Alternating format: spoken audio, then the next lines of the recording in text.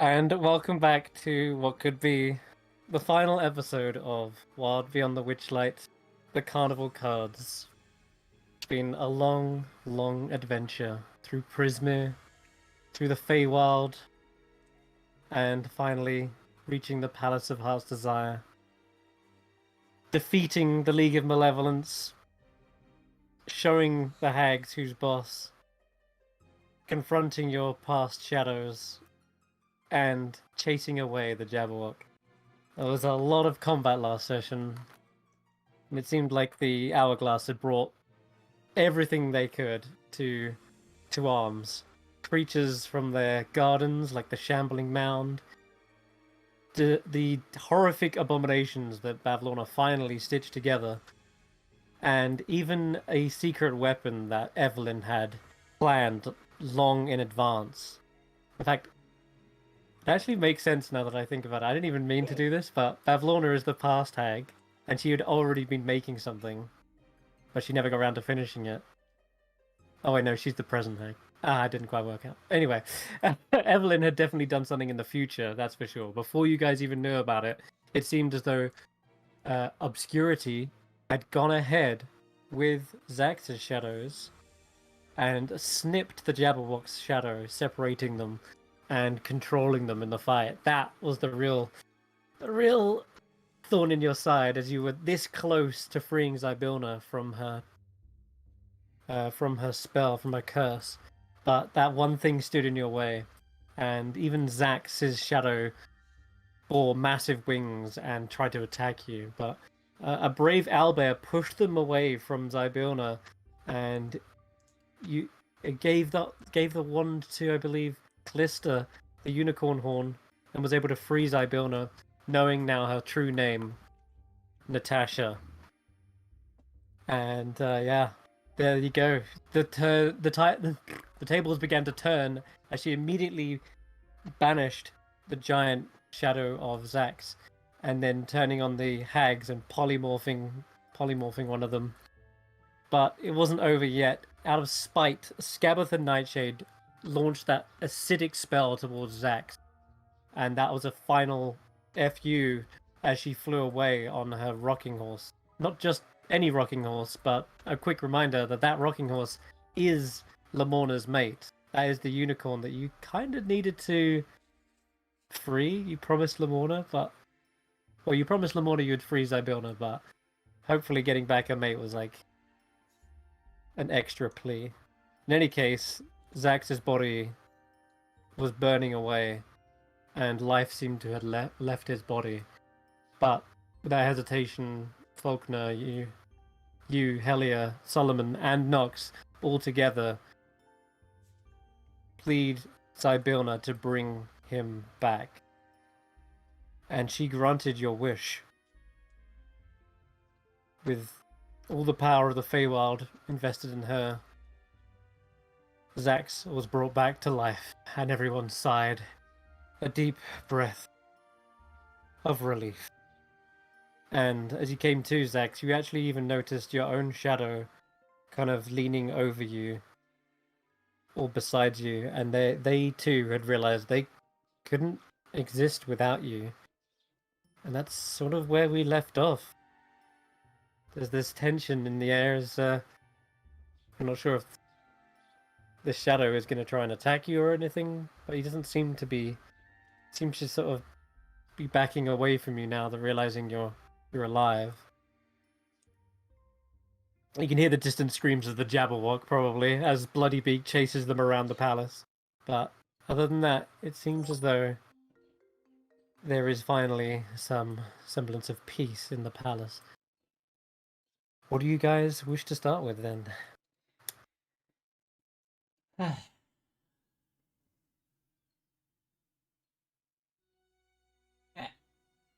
Whoever thought up the concept of shadows deserves a slap. It's just Tarquin's comment on that last one. I'm gonna look at Shax. You're still here?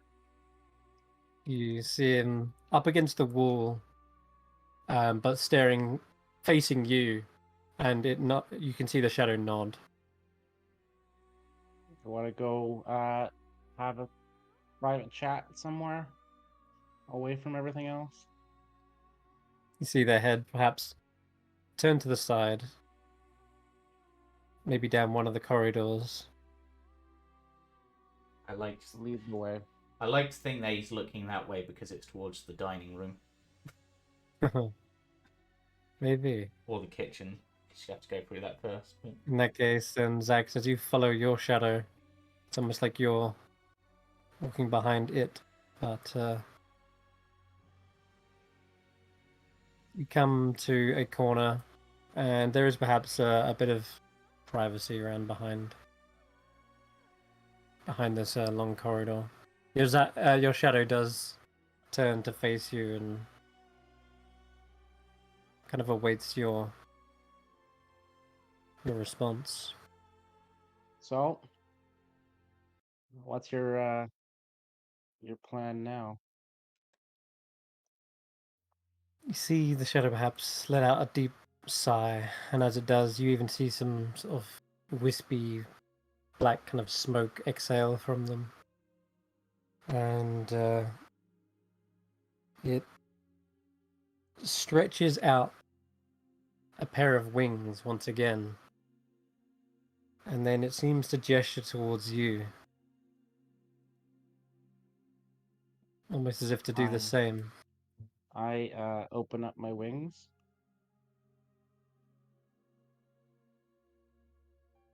In which case you see the shadow take flight up out of here. Scabbether isn't here anymore. You see your Follow. shadow just fly all the way up. Oh my. I'll follow wherever they go. Flying and circling around into the upper palace. They reach probably one of the highest highs of the palace itself, the tower in which you found Ygritte, the little familiar. And Xaxx's shadow just Xaxx seems to perch up on there and look out upon Prismir, upon the world, almost like they are like the king of the castle, so to speak, the highest spire. And I'll yeah. oh, Go ahead. I'll listen. We saw what happened with Obscurity and Glister. You can't really survive without me, and I'll have a damn time surviving without you. We should join back. And there's a way we can do it. We figured out a way. We did it with the bugbear. But I want you to want it. I want it to be a choice. Connect back with me. And we can Here, I kind of be our full potential again. We can be the dragon again. Properly. Not just a shadow of it, not just me. We can be the dragon. you hear that kind of And I'll whispering sound respond to that. Our full potential. full potential. We've got to go find mom and dad at some point, right? And that means full dragon. I thought that I was grounded with you, stuck to walk the earth. Felt like you had forgotten what you truly were, what we truly were. I had forgotten. Obscurity took that away from me. She's the reason I forgot. But with you, if we connect again, I'll remember everything. And not just the details that I have now. I'll remember the experiences of it with you. You'll remember how to truly soar. Yeah. But don't forget, every once in a while, it's nice to take a walk. Don't have to soar. You don't have to be the intimidating dragon. Sometimes it's nice to pop into a little cafe and have a drink and take some time. Obscurity told me those were distractions, that you were holding me back. What are the distractions from? It's life. If you're sailing past it at full speed the way Obscurity wanted to do, you never really experience anything. Sometimes you gotta slow down and enjoy. You said I And should follow sometimes, my ambitions, what's your reach ambition? reach higher heights. What's your ambition? What's your goal? What do you want to do? I my goals, What do you I want? suppose my goal was simply to acquire power. With that, I could have accomplished anything. But it What do you do with the power? Attaining power is fine, but what do you want to do with it? What's the purpose of it?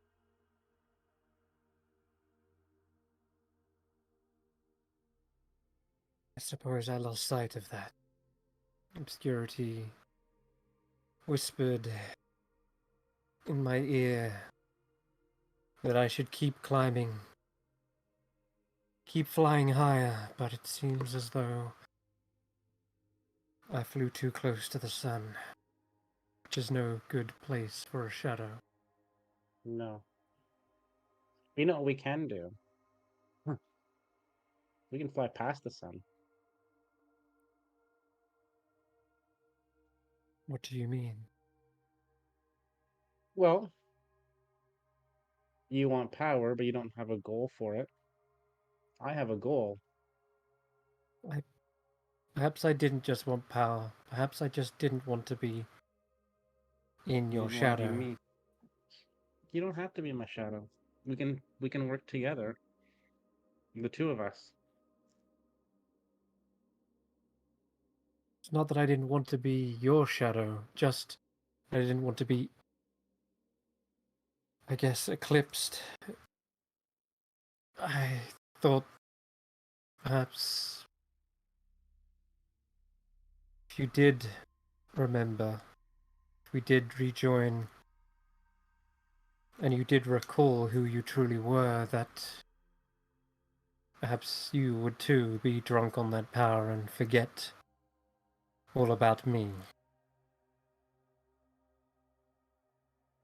Well, safe to say, after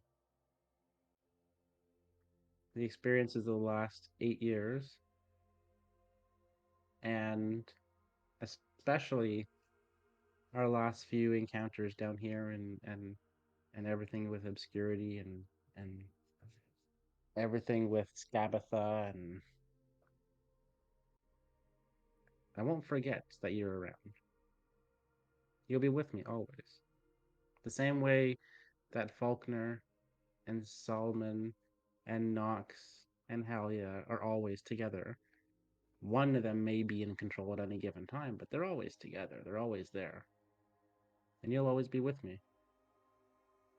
Together. We're better Even if, together.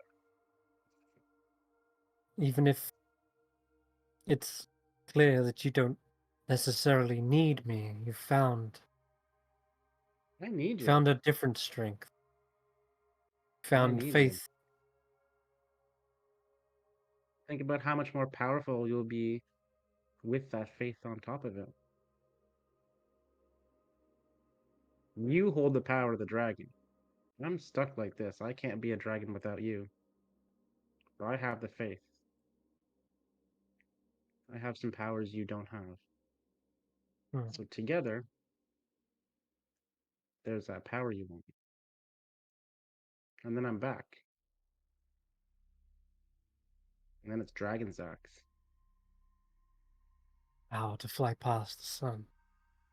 Fly past You, the sun. We need to go find a black star on the edge of the night. And I think I need you for that.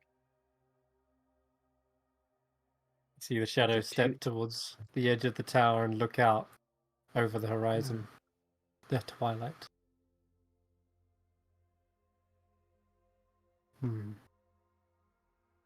It's a good time of day.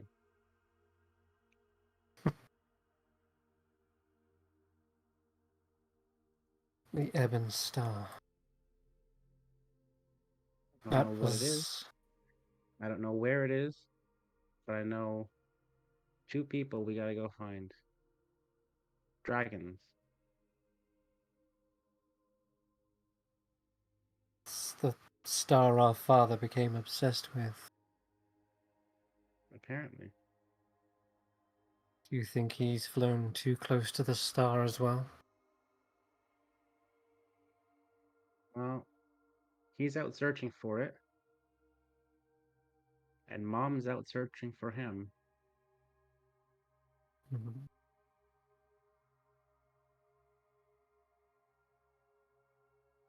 Maybe we bring them both back. Or maybe all 3 of us get to the Ebon Star and we do something there. Whatever happens at the Ebon Star.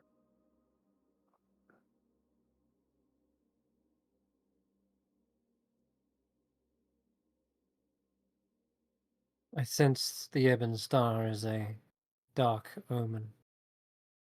Probably. I feel like you know more about it than I do as far as our family's history with it. And if it is a dark omen, then they could probably use our help. The dragon and the cleric. You can roll me a persuasion check.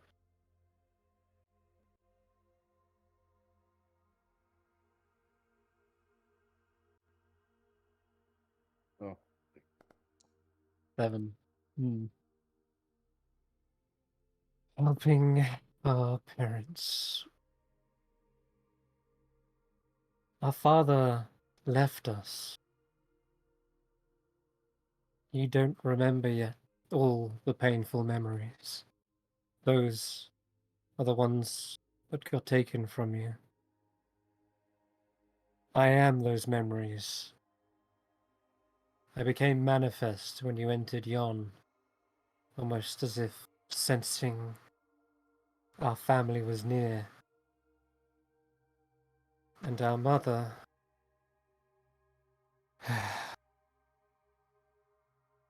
Our mother fell into a pit of sorrow and despair.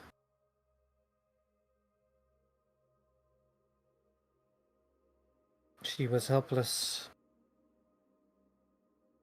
fixated on our father who was fixated on the star. Both forgot about us. They didn't come searching for us. All the years we were alone. Cursed. They never came looking for us. Why should we look for them? Because we're better? We can show them what it means to care about somebody.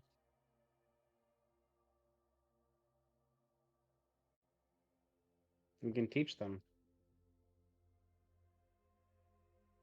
You know more than I do about how dragons are. Not really the Sunday dinner kind of people, generally. But I like Sunday dinner. I like all dinners, really. Forgive me, but I seem to have lost my appetite as a shadow. I got plenty for both of us. I've forgotten what it's like to eat, taste. Those sensations are all muted. Because of the pain. Because you're taking it all on yourself.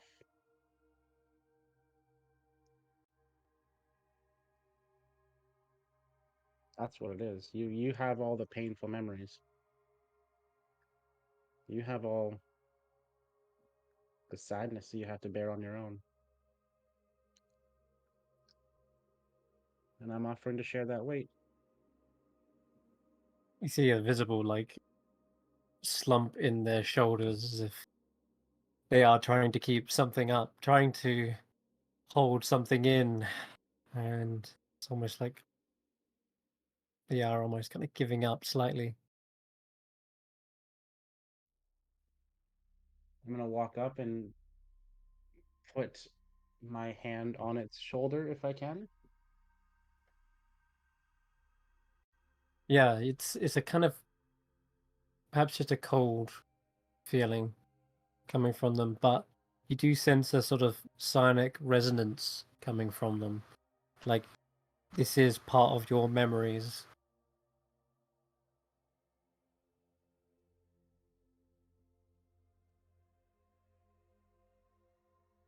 So come We on. were we were made Let's to do it. defy gravity. We were made to defy stars. That is our calling as amethyst dragons. Mm-hmm. So let's defy gravity. Let's defy the stars. Let's put a god back in her place. Let's recreate a moon. Let's go to the edge of the night.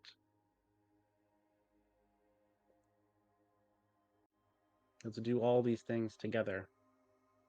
That requires your power and my faith. And then when it's all said and done, let's go have a good meal with our friends. Okay. This time, roll me a persuasion check with advantage.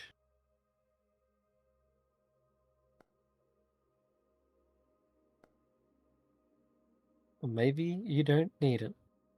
That's a 20 in total. And it seems as though the thing you ended on saying friends seemed to choke Xaxx up as if they've almost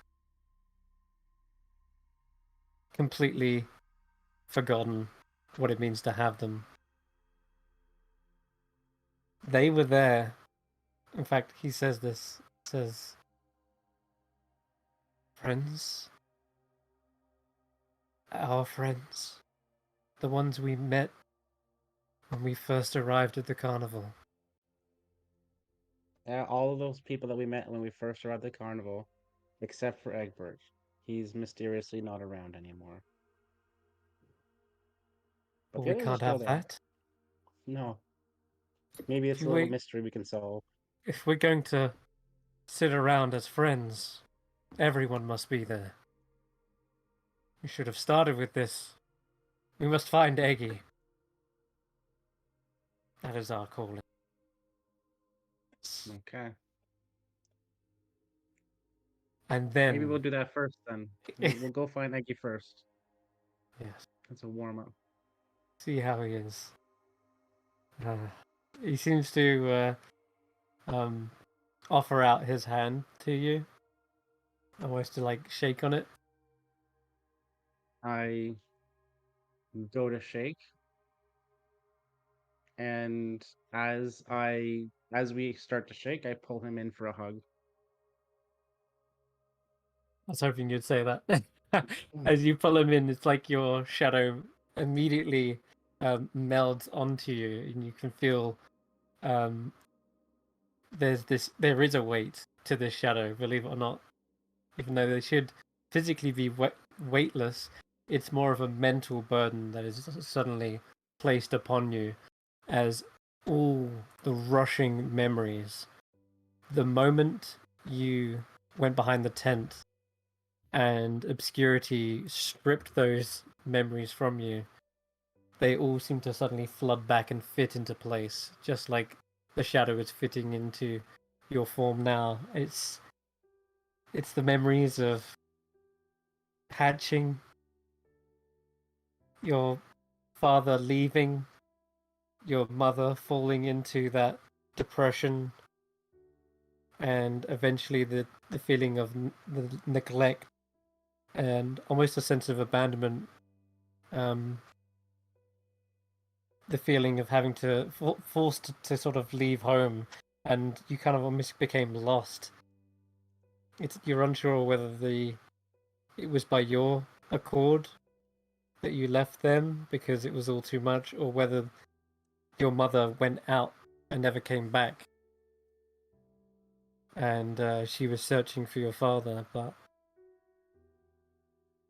to you, it felt like there was a sense of abandonment and betrayal, and those feelings intermingle with the truths that you've discovered, Xaxx, that your mother was held captive against her will, trapped within a nightmare, that she always did care for you, and she would have given any chance to see you again. And you ended up becoming her savior, and in return, she cleared the skies of Prismere, allowing you to stop Enderlin from reading the future. Your father, that one still left a little bittersweet. You know he had an important ambition. You wouldn't want to hold him back from it, but at the same time, perhaps he is flying too close to the sun. Perhaps he is in over his head, and you're right. To be a better person, you need to go find him and save him, perhaps from his own fate. Just the same way you've stopped your shadow from flying too close to obscurity's darkest whispers. And yeah, for a moment, those are the most important parts. The secondary parts about being a dragon are almost superficial compared to the emotional weight. But you do recall being able to polymorph and transform, and at any time now, you can revert back to your true form and back again into a humanoid form.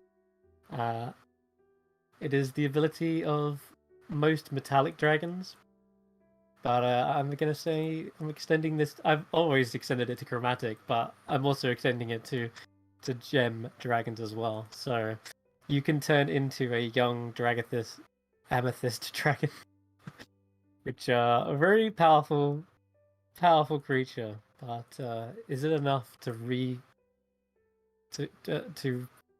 reassemble the moon? Is it enough to discover the mystery of the Ebon Star? And is it enough to find Eggy? We will find out. But for now, your shadow and the memories with that have rejoined. And you gain inspiration. Hey, You finally get feel to have inspiration. yeah, right at the end of the campaign. Could have used it in that last fight. I wish I could give you inspiration 1,000 times over for all the amazing roleplay moments. And I feel like if I ever do run this campaign again, I'm gonna have to scrap that rule, because having not being able to give inspiration out is it's so painful. But it's to emulate the fact that you are missing something. I think the Hag's curses do that well enough. Just double down on the Hag's curses, just so you can give your players inspiration for amazing moments. Jump back down to the others. Now, of course, you will have to do the whole little mending trick and all of that jazz, but the hardest part is definitely accomplished.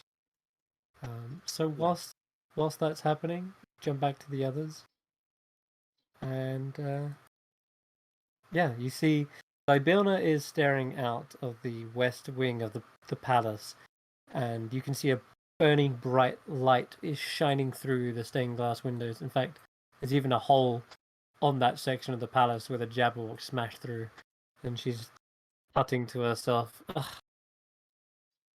Did Jabberwock make that mess, or was that the run-in with the League of Malevolence? It's been so long, I can hardly remember." At this point, it could potentially be either. I Terry, mean, if we are being honest, Madame, being absent for so long has not served very well. I think we need you back. Your palace needs you back. place is in a bit of a state. I should see to cleaning this place up. And your people need you back. The people have suffered cruelly under the hags. The hags rule, and it's reflected in the lands all around you. You're not needed here. You're needed everywhere. You're needed throughout the lands by all of your peoples. She looks towards you, Tanwen, floats closer to inspect your face and says, "We've met before, haven't we?"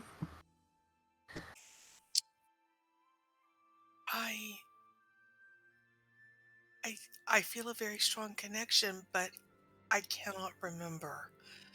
I feel a connection to this land, to you, to all the peoples. Um, I just, I, I want to, I want to stay and help. I want to stay and help you rebuild all the lands, uh, not just the forests or the mountains, but the swamp as well, because it's a natural habitat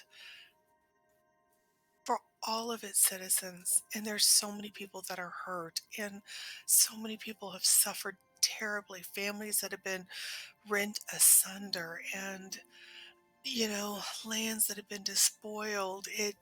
There's so much healing that needs to be done, and so many people that need to be reminded that there's good in this universe, and that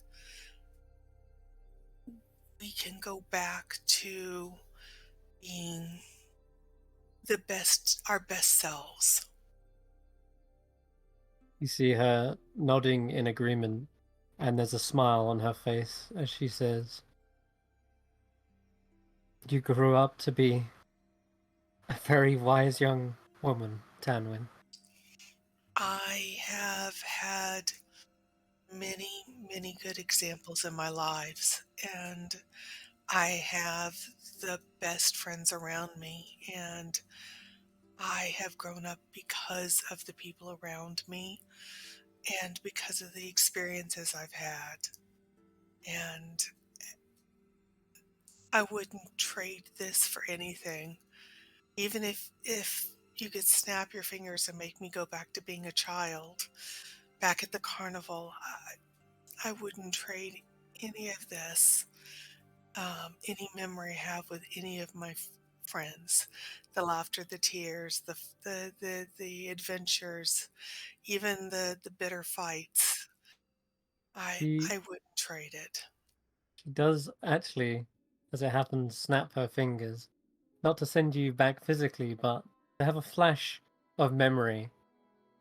One of your childhood memories, you remember seeing a woman, matching Zybilna's description. And you remember being reunited with um, your doll at one point. This was one of the first things in the entire campaign. Everyone had childhood memories. So does someone remember falling into an icy pond and they probably would have died as if it wasn't for Zybilna, like fishing them out? Rodolfo does, yeah. Yeah, that's your memory.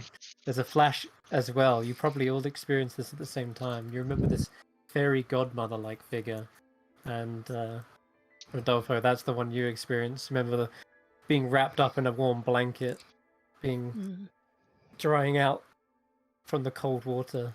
But for you, Tanwen, yeah, you probably did lose little Samantha once before, but Zybilna perhaps found them and handed them back to you whilst you were like hunting out in the forest. Perhaps you went a bit too deep, and something hurt you. Heard something that scared you, and you dropped Samantha in the woods, but I she heard your remember. crying. I remember you've brought me to myself once before, and you helped. I remember.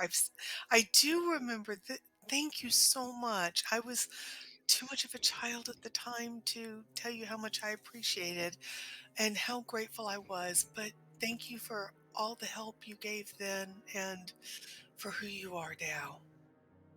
She holds up her hand. You have done me and this realm a great kindness, and you're right. I vow to undo the damage the Hourglass Coven has wrought, a task that will take considerable time and effort.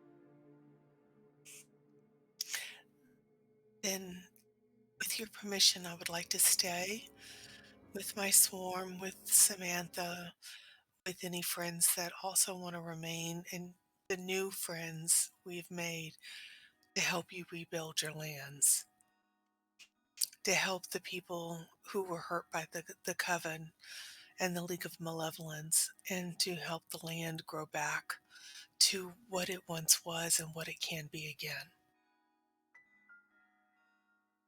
I accept your help. And perhaps I can bestow a gift as well that will actually help you get around Prisma even faster than perhaps the wagon that you've been trailing around with. She says, Yes, "Did you Cordelia. see the coach?" Yes, I did. But I will be honest, if there was a gift to be given, could you heal Juniper?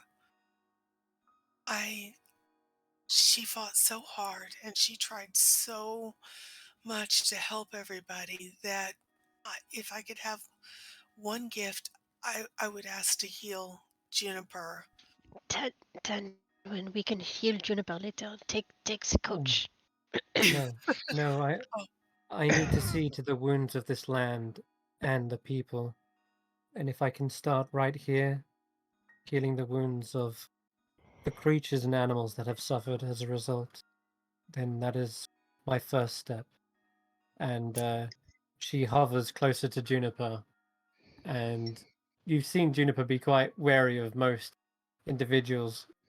It takes a while for her to come around and actually trust someone, but to see Zybilna just graciously hovering, she seems fully calm in this moment, and you even see Juniper close her eyes, allowing Zybilna to sort of place a hand on the top of her beak, and there is a rush, like a wind in the air, and it smells of all the realms of Prismir,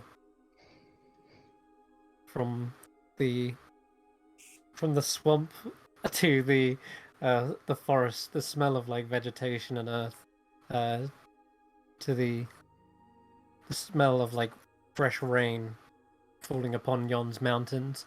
All of those seem to come together, and you see Juniper's wounds begin to knit. And yeah, Juniper is definitely fully healed. thank you so very much. Juniper has become one of my dearest friends, and I hate to see her hurt, especially when she fought so valiantly. So I truly appreciate it. It's only a shame that I could not meet Juniper's master, the envoy. Mm. Tarquin, you were going to say? I was just going to say, sadly, we didn't get there in time to save them from your pet. As I believe it was at the Jabberwock's hand that their master fell. I might be wrong on that, Yes, but the Jabberwock has many lives to answer to, but I shall deal with them later. There are many other envoys that were approaching, and she gestures towards these two drow. And I believe she actually used the cauldron to unfreeze everything last time. Yeah. So you can see there's these these goblins in the corner. They've actually got wings. They're like flapping and waiting to see. And a fire genasi speaks up and goes, "Yeah, in fact, speaking of envoys, we've been waiting in line to see you. I think we're the ones next. So before you get on to anyone else, perhaps you should, address us. We did come an awfully long way to see you, on behalf of someone very important, I might add." He seems to be like raising his voice louder and louder.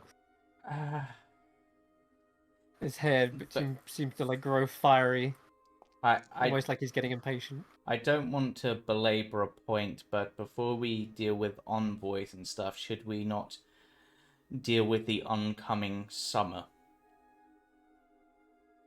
She looks out towards the window and says, "You're right. Before we can safely have audience, we must be rid of this invasion." She looks out right towards the edge, and I'm going to take you back to Prisma, in fact. Go to the full map.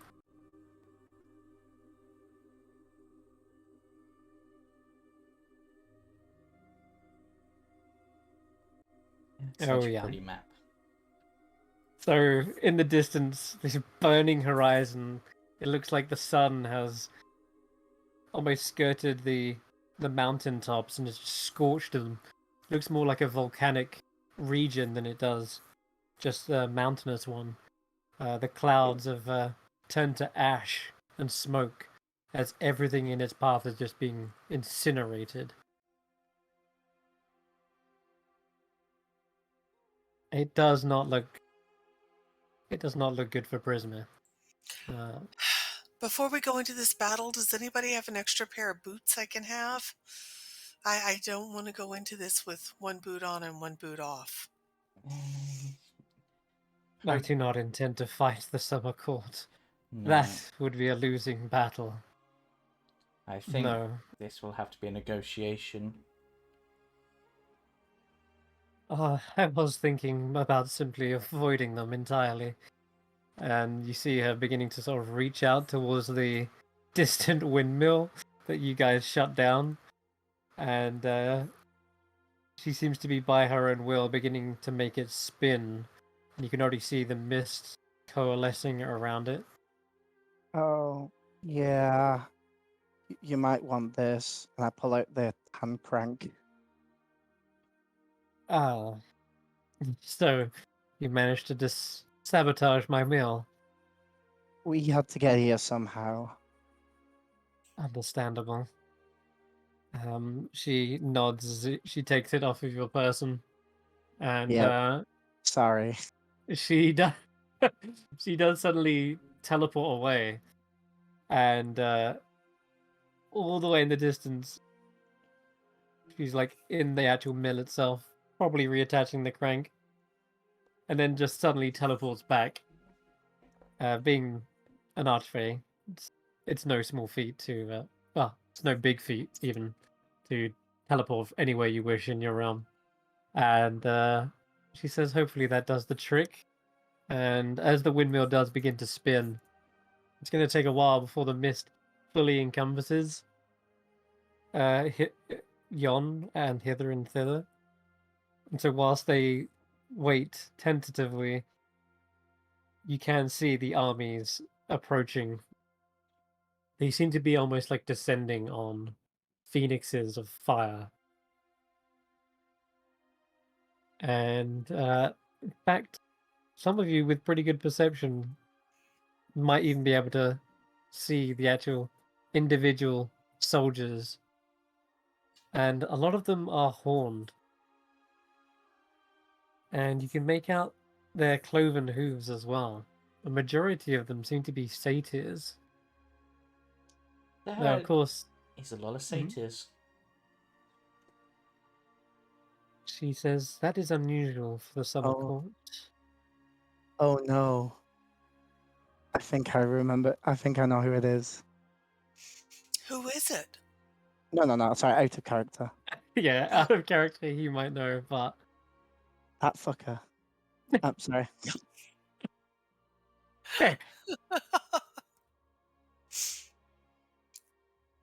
Also, all I'm right. still trying to work out who's leading them at the moment because I'm sure that's not Titania. Well, let's say then, as the mists begin to coalesce, it seems as though they react to this. They begin to pick up their speed. A blazing star across the sky just coming towards you like a comet. And as they try to pick up their pace, the wings of these phoenixes begin to flap ever more furious towards you. Let's see.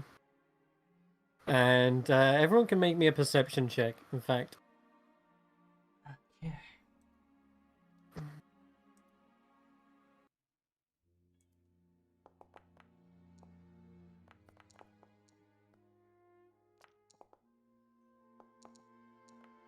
Some low ones there.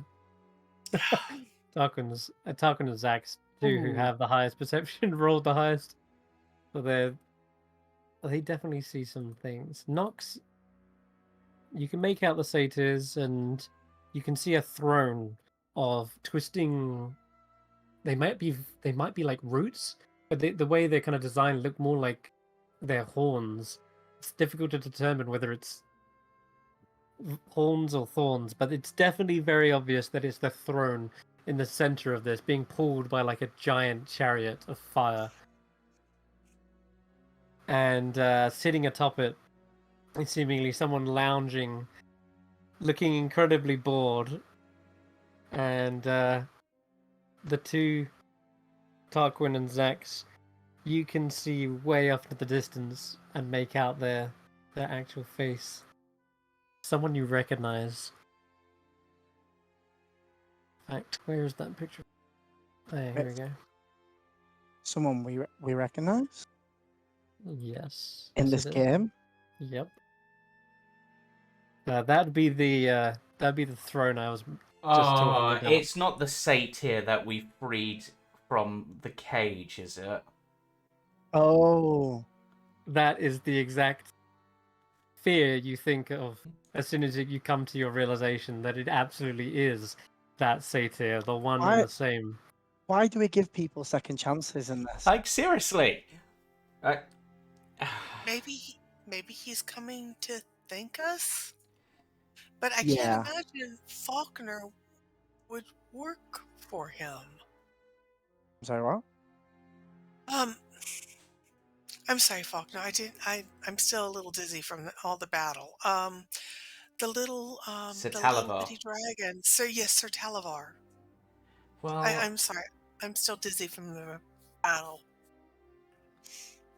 Well, I'll get onto Sir Talavar in a minute, because with that 27, you actually do spot him, Xaxx. Oh, he's caged again, isn't he? You can, before that, see that this satyr is exactly the one and the same from this cage. I'm gonna have to look up his name because I can't remember him either. Hold on. Did he pay us back for rescuing him? Yes, he No. did. He gave you yes, he did. He gave Xaxx a flower of good luck, Yeah. and he's been using that ever since. So yeah, he's not indebted to you. Before you pull that one out. Talavar gave us adage, which we never actually, I think, really used, so that doesn't work. All right, guys, we have a cannon. Does anyone We have some time to set it up. Out the cannon. Does anyone else have a favour with the summer core we can pull out at this point? You can Anyone? totally get out the cannon if you want. We set out the cannon. Let's mount the cannon onto Bloody Beak. Yes. God. Okay. That poor owl. Sure. She said, Zybilla says, "You have a cannon? That might be perfect to buy us some time." Yeah. Yes, but we only have one shot with it, so we'd have to definitely make the shot count. And maybe shooting the throne would help. Do you have anything in your castle, in this palace, there must be some things that you can use. Some, heavy There's- gardening equipment, a little bit of powder. We've been on the run, but I have a legendary sword, as known as Snicker Snack. But we never got that. if you fire that out of a cannon, I worry if I can get it back. What about some of the No. replica legendary weapons you have? Like, because they're not the real things, right? Wait a Why don't minute. we fire the Jabberwock out of the cannon at them? I don't think the Jabberwock would fit. I mean, maybe if you cast enlarge on it, like made into a giant cannon. Wait, don't we have actual cannonballs though? We have We do one. have Yeah, one We have cannonball. one. Okay. You yeah. do. We just need the powder. You have powder for one shot. We have powder. Yeah, we have what we need for one exactly. shot. You can fire anything out of a cannon. You can fire gravel or broken teacups. But it's the powders that we need. Interesting point You, for you getting the have the jump powder on for them. one shot. Yeah, we do. Interesting Does point anybody- to get the jump on them. I Yeah. could cast invisibility on Bloody Beak. Invisibility on Bloody Beak. Because we know that this satyr doesn't have the ability to see invisibility because we've gone against him before. Titania might have, but this person doesn't. There are so many questions as to how this fiend got into power, but right now, whatever you can do to slow him down. The mists are taking too long, and the flames are encroaching. I will do what I can. You see her like whistle out for Bloody Beak, and sure enough, Bloody Beak heeds her call and swoops down. If the windmill span faster, would that generate the mist quicker? Yes. Is there any way that we can do something with that? Anyone? Like, I mean, we could potentially try to spin the wheel quicker, I guess. Like the hand crank. I mean, I could give invisibility to Bloody Beak to get a better cannon shot, or if you could get to the windmill with the help of Natasha, I Certainly. could give you haste so you could spin it quicker. Haste would work. All right. One So or the other. I can't do both. If we can You decide. if we can get the windmill spun up, then they'll get lost and get sent away, right? I can whisk my realm away. Yes. Okay, let's try to do that then. That seems the best move. How close are they? Well, you can see on the map there is a giant burning wall of fire at Right. sort I of. mean, are they within range of bows and arrows? Oh goodness. Well, for your arrows maybe, because you can shoot hundreds of feet, can't you? Yes. I believe that if a distraction is needed, I can shoot them. I might be of service here, and I'm gonna change and show them the full dragon form. Oh, I step back and Xaxx, I can't wait to see your full dragon form. Okay. So Tarquin, you Xaxx and are I, teleported Xaxx to and I the came to an windmill. agreement. Yeah, speaking of which, I'm assuming that during this period, Rodolfo, you were able to mend the shadow and reattach Oh yeah, them to Xaxx. we would have done that in the background for sure. Yeah. And in that case, then describe to everyone what they see when Xaxx transforms. So you see the form of Xaxx, sort of a wave of shadow goes over him as the Shax sort of desires kick in, and it sort of goes shadow like waves and waves of it, and all black, and then cracks start to crumble in it, and you see the purple light sort of shining through, and as it's almost like a dragon hatching from an egg, and appearing is a giant.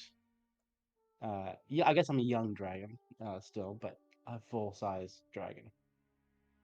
Oh my God, Xaxx is beautiful. Thank Il est Xaxx, magnifique. you're magnificent. Yes, Tout à I l'heure. totally agree with Rodolfo. So who's taking the cannon then? Are we putting it on Bloodybeak or? Put it on. I think put it on Xaxx. Or let Oh, Xaxx yeah. hold it. Because I Sure. I'll think take the cannon. Oh wait. Right. Uh, Xaxx can definitely hold a cannon and fire, burn them down, whatever needs to be done. Right. So we give Xaxx the cannon. We load the cannonball ready. I am also going to load into the bag of choking and sneezing powder Okay. from the potato sack. I was hoping Zybilna was going to eat not Zybilna, that Endolin was going to open it, but she never did, and I took it back. So hopefully that'll hit them, but also cause a 30-foot cloud of choking and sneezing that Oh, could Jesus. incapacitate and suffocate. Wow. Just to add insult to injury. I love it. Okay, sure. You pack that in. You need a ramrod to I use stuff my it down. I use my staff. Okay, cool. Perfect. I knew that would come to good use. It's the best time to use all your consumables and throw them at this. Yeah. All right. And with that, then, Xaxx, you probably have enough strength to lift the cannon as a dragon. Maybe Bloody Bee can help out as well if need be. But in any case, you have the cannon. You have your target.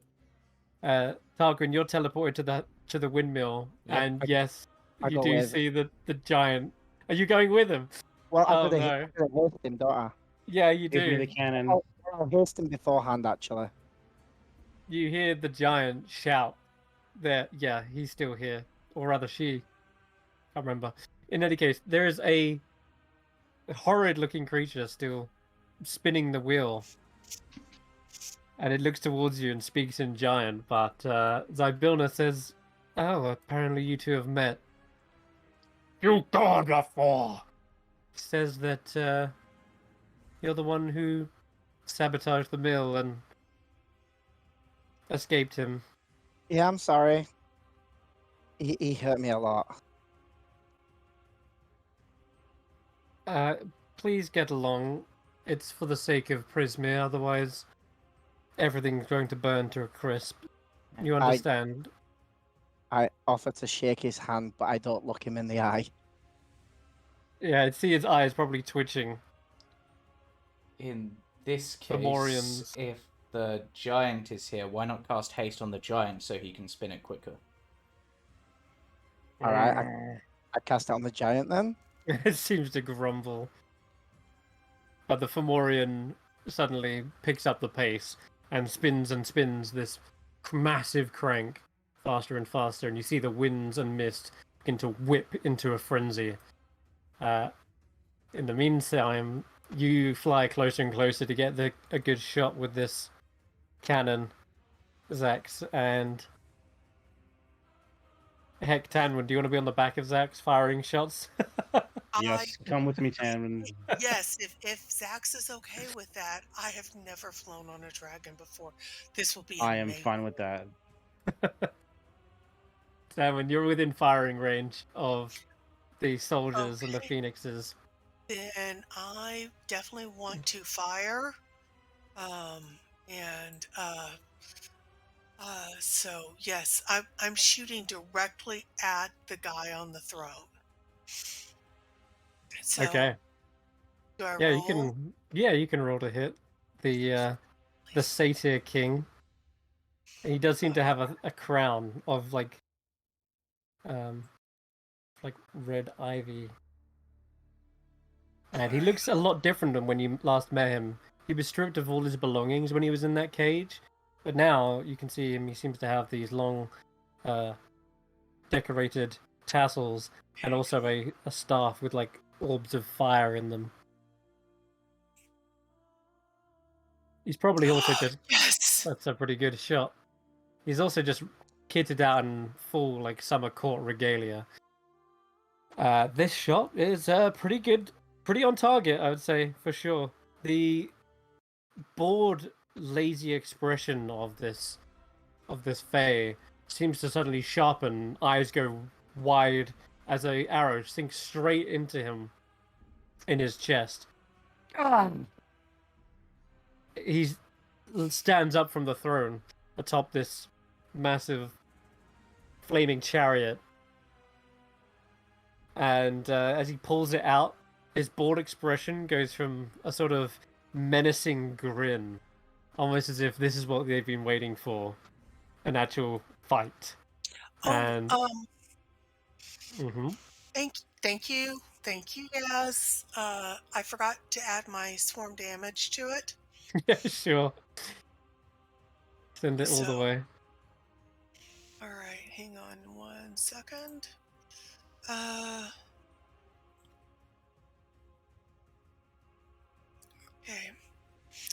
All right. Whilst you're doing that, Xaxx, I'm gonna need you to make me a dexterity save as the dragon. You should have permission over the token as well, if you double click it. As you see the staff in his hand begins to sort of bring it up towards the skies, and that cloud of ash and smoke suddenly seems to fall with fire. Almost as if Yon's peaks have turned into a volcano and erupted, and it's just spitting these darts of fire all over hither and the palace garden as well. A dex save, you said? Yes, please. Oh wow, that's more than enough. Wow, that's incredible. 24. It was almost a 1. It was almost a 1. Tanwen, you're also atop them, but it seems as though the young amethyst dragon is able to swiftly barrel roll out of the way of these falling fires, almost as if the gods have poured all their anger and malice into this one strike. I trust Xaxx implicitly, but I'm clinging to his neck, trying not to scream. Just let you know, not used to doing barrel rolls on the back of a dragon. Trying very hard not to scream like a girl. With that quick, swift maneuver, you've now passed the sort of... You realize what actually fired this and where it came from. It wasn't him conjuring some sort of spell, but rather commanding an entire fleet of archers that are behind the front soldiers. They seem to have launched these flaming arrows, and he seems to be bringing his staff back as if to command another volley. But you've got this chance now, after evading them, to fire the cannon straight at the throne. Yes, we fire. You can do it, Xaxx. Is it you or you? Well, you're in control of it. I'm just holding it, right? No. You've got it. You. Okay. This is your moment. I'll fire the cannon. All right. Sorry, the cannon actually has got. Where is it? I made a stat for. I made an active of this. No. I did. I don't Here want it this is. pressure. This is pressure. Oh my god. Yeah, there's the cannon. You might be able to double click it. Yeah, I can. Okay. It does have a set plus to hit and damage. It's just 8. It's just +6. But if you have any ways you want to try and like boost it, you can. Any sort of spells you want, you can try to add that on top. Can I use my own spells, or am I limited by the young dragon spells? You can use your own spells. So I will guidance myself first, and then as Tanwen's shooting at him, I need some, just to be sure, I am going to bless myself, and I'm going to bless Tanwen at the same time. And I'm going to be concentrating on that as we go in for the... So I have bless and guidance up. Okay. Light the fuse with your own breath and fire away. Should be able to just aim at the phoenix here and oh Oh no. Why does it keep lowest? Should be keep highest, surely. I don't know why it rolled with this. Oh, I know why it rolled disadvantage, because there's a token next to it. But we can take the 9 plus Okay. 6 plus 2. Plus, hold on, I gotta do my guidance and everything. Yeah. And you do have inspiration if you want to re-roll the 9 you got. Yes, I'll re-roll the 9 because I want this is a big one. I'll use my inspiration for this. Okay, sure. So re-roll the 9, so it becomes. Oh no! okay. Well, you can No. keep. So It's fine. You I can keep the 9. I'll Yeah. keep the 9. So plus 3 and then plus blast, which is another D4, I think. Yeah, sure. Yeah, it's another D4.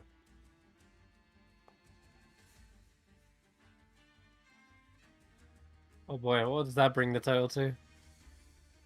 22. I don't know if you can add guidance to an attack roll, but either way, I think you actually hit the AC of 20 without. Okay, well there you go then. You needed to hit an 18. Okay. Actually, the Jeez, Phoenix's AC, the one thing that's like pulling the chariot, basically.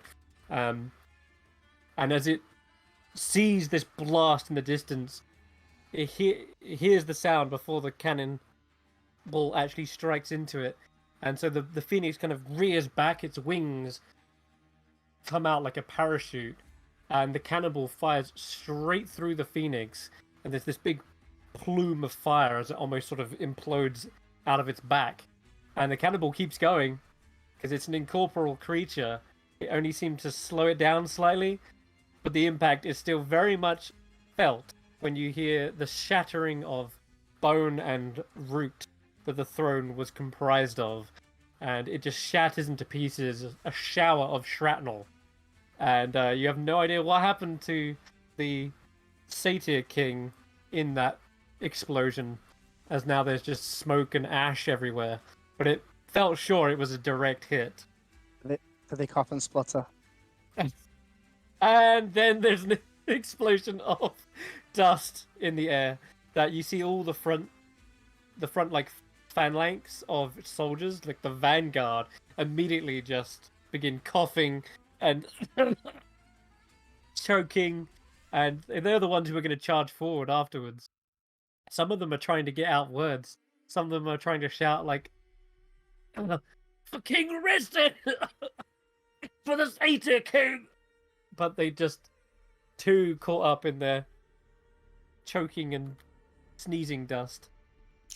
Xaxx, do you see the king? Do I? There is. I have a 20 passive perception as the dragon and a plus 10 if I need to roll. There is a great deal of smoke, but I'll say you can roll with disadvantage to see if you can spot them. Just Xaxx or both of us? Oh my lord, it would have been Oh. 20. But there's so much smoke. Oh, Still pretty damn good. 26, 26. eh? I could have used the natural 20 on the cannon shot. Yeah, you could have. There is a sight of the Satyr King. You're looking around like the army, the foray, but there's this small little trail of smoke that seems to be falling away from the formation, and it's several hundred feet down and falling towards the mists of Prisma. Can you catch him? If I'll you can catch try. him, we can take him to Zybilna. I'll try to go down and catch him. Okay, I'm holding on tight. Okay. You want to swoop down after the king. There is as you're like following down after it, you're downwind of the smoke, but the smoke doesn't smell like fire. It doesn't smell like burning wood or anything. In fact, it actually smells this zesty smell in the air. It smells like fresh cut oranges for some strange, bizarre reason. And it's as these senses assail you that I need both of you to roll me a wisdom saving throw. Okay. Wait, why is my wisdom save lower as the dragon than as... Is it Zach? really? Yeah. It's probably because you get proficiency, right? So it boosts it. Yeah. Oh wait, no, they're proficient as well, but still. Oh, good. Xaxx has a higher wisdom score, that's why. I'll stick with the dragon wisdom, I guess. Oh no. Those are both fails. No. The strangest sensation. Why these oranges are even here? Why would this smoke even smell like oranges is beyond you, but you are in the Feywild and stranger things have happened. But your senses are completely muddled. Almost as if you just suddenly lost the path following these things. And you're sent completely off course, though you don't know it. To you, it feels like you're still following this smoky trail, but it's almost about 6 or so seconds later when you've come to your senses, when you realize you've completely lost track of the smoke and you kind of break with your wings and look around. And there's still that faint smell of oranges in the air, but you look to the side, look to the right, any sign of this creature, it seems as though they tricked you with some sort of illusionary spell, but where they've gone now, you have no clue. It was just that sort of rich sensation that overcame all of your senses. All right, Xaxx, we've lost him. Do we want to back up now and drop the How's the cannon off? Phoenix? How's the Phoenix? Oh, the Phoenix, it definitely didn't go down from this, but it seems to be flapping in disarray, not knowing which way to go now. And the soldiers are also in a complete discord as they're coughing and choking. Their line is broken, and as they're trying to recover, the mists are already beginning to flow from the center of the mill, obscuring the way back as well. Funnily enough, it's like you're caught in between the fire and the mist. And if you don't head back now, you might lose your own way back into Prisma. All right, let's head back, but just keep an eye on what's happening. Okay. All right. Okay. I'm keeping the cannon for now. I don't want to drop the cannon, risk giving them a cannon. Okay. No, I'm gonna very carefully turn around, so I'm facing backward, so I can watch behind us. Gotcha. You see behind you, Bloodybeak seems to be also taking dives into the line of soldiers and then quickly flybying out of there, just swooping before there's a chance to retaliate with their javelins or arrows, and just causing a complete mayhem amongst the ranks. But they see you taking a retreat, and Bloodybeak banks down to the right and then swoops straight into the mist ahead of you, and their own wings, the beat of their own wings, kind of clear just enough of a tunnel of mist for you to see Prismir on the other side and return back before you two get lost in the Feywild. And so We'll just follow Bloodybeak then. Yeah. Yeah, they've formed a little tunnel within the clouds. Thanks. That was the most amazing experience of my life. Thank you so much. I don't think I will ever forget riding a dragon, a real dragon. This is amazing. Thank you, thank you, thank you. You're welcome. Anytime. Free rides for my friends. Oh, thank you. For our friends. Yeah. I think next time I want 2 boots because my foot's really cold. With that, the distant light is sort of diffused by the fog, right? And so you can only see the flames, a muffled light in the distance, but before long, it's completely blotted out, and you're able to descend back down towards Prisma. Yeah. The rest of the gang, what's Rodolfo been doing during this time? Rodolfo is just watching in semi admiration and semi horror at the dragon that he's been battling around with this whole time, and kind of it's kind of blowing his mind a little bit. But and he's taking stock of what they have. So he's pulling out of everything out of the portable hole to see what they can use to against the summer court.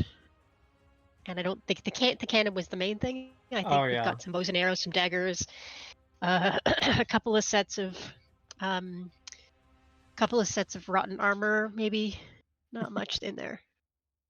The cannon was definitely the main thing, and you've been hoarding that this whole time in your breast pocket. It was totally worth it. I'm glad we kept it for, well, a big fight. With that, then we shall Yep. turn back to the palace as you can swoop down and into the open section. In fact, shall I just turn off vision for this whole thing so you can finally see the map? There we go.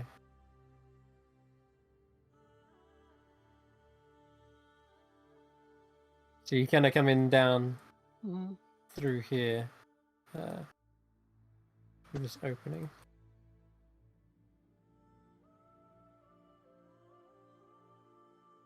And Xaxx, do you return back to your humanoid form? Or did you stay as a dragon?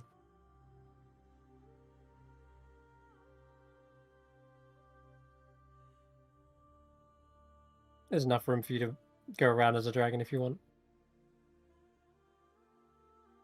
But in any case. There. Zybilna looks like she takes a sigh of relief. Why the Summer Court choose to attack is beyond me. Perhaps it is just simply the whim of the Fae. No, I think there was something going on. There was the satyr, a satyr that we'd captured, and stupidly I had argued to release it. What of Titania? I didn't see her. Yeah, she wasn't here, which is the odd thing. Just then you hear from a cage before. We gotta go save another archer. In fact, you guys by the windmill, still over there at this point. Oh yeah. But you see the splintered remains of the chariot like falling down, and amongst the debris, you see a flash of purple, violet, and it suddenly swoops down towards the actual mill. Talavar. It is indeed Sir Talavar. Hello. Hi. You saved me a second time. You wouldn't believe it, but there was a cage atop that chariot. Probably a bit hard to see. Seriously, at this point, I'm beginning to think you're just into cages. There is a lot of things I'm into, but cages is not one of them, I can tell you. Okay. Anyway, so I imagine Zybilna is going to want to know when we get back there in a moment, or when she comes to pick us up. I'm not quite sure how that's going to work. But why was Titania... Firstly, why was the Summer Court trying to seemingly invade Prismere? And two, why was Titania not leading it? Titania... He pauses for a moment. There's sort of a grim look on his face. Perhaps it is best I address everyone. I do not wish to repeat these words. Has someone killed Titania? I didn't even think that was possible. Not someone. Is she frozen in time? Because we have a whole thing for that now. Is it the Baba Yaga? Well, you guys are part of this conversation now as Zybilna teleports everyone back into the throne room. And yes, Sir Talavar is addressing everyone now. Not someone, but some four. It was a disease, a corruption. I'm really not sure. The sickness apparently came on so quick, but when I returned, I found my queen was no more. What I do you mean? Do you mean dead, or do you mean not there? decayed, Ooh. a husk. It is Is too much for me to relive, but the Sir whole Telelark, can palace we? was like shriveled. Is there any way to restore her? Is there anything we can do to fix her? I would probably take the only one who could probably do anything on that level would be yourself, Zybilna, I would guess. Yeah, that sounds like at least 8 At sessions least to make I it. was just about to say that. There's. I spoke to the last few remaining survivors of the court on the outskirts. This was the palace of Titania. The summer court is still very much at large, but the few denizens there mostly were like husks. But I heard word from the witnesses that Oberon visited the scene as well. Apparently he left with much grief in his heart. But I'm sure if anyone is doing anything about it, it is the Green Father, the Green Lord. Hmm. He is the Archfey of the Autumn Court. But if the Summer Court's queen has fallen, then doesn't that put the Four Seasons out of balance? Because as powerful as some of the other Archfey might be, there are few that would be on the level of Titania, the Green Lord, or the head of the Winter Court, right? that is indeed very astute of you, Tarquin. And I brought this point up myself with the others, and according to them, there need not be any worry of imbalance, as word has reached my ears that the Queen of Winter, too, has fallen. What? What? What the? What could bring down two of the most powerful Archfey to have ever existed? I Oh my mean, god, this is going to be another 8 sessions, isn't it? uh, And before anyone else says anything, you hear a voice from the center of the palace near the cauldron claim that it is true. Um,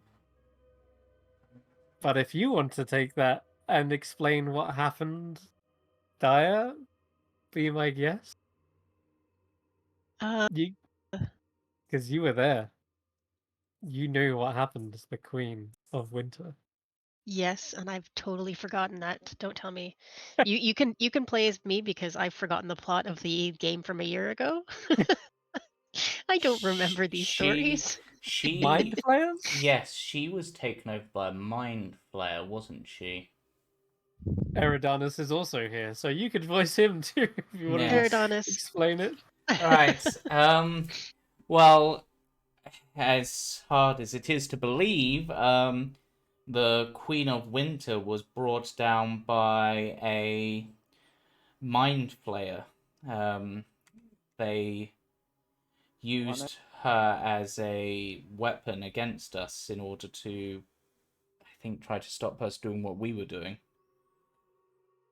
Actually, was I Nissa or was I Eridanus? You was Nissa. But But Eridanus would know. He has most of it. because He he has was Nissa's Nissa. memories. Yeah. Yeah.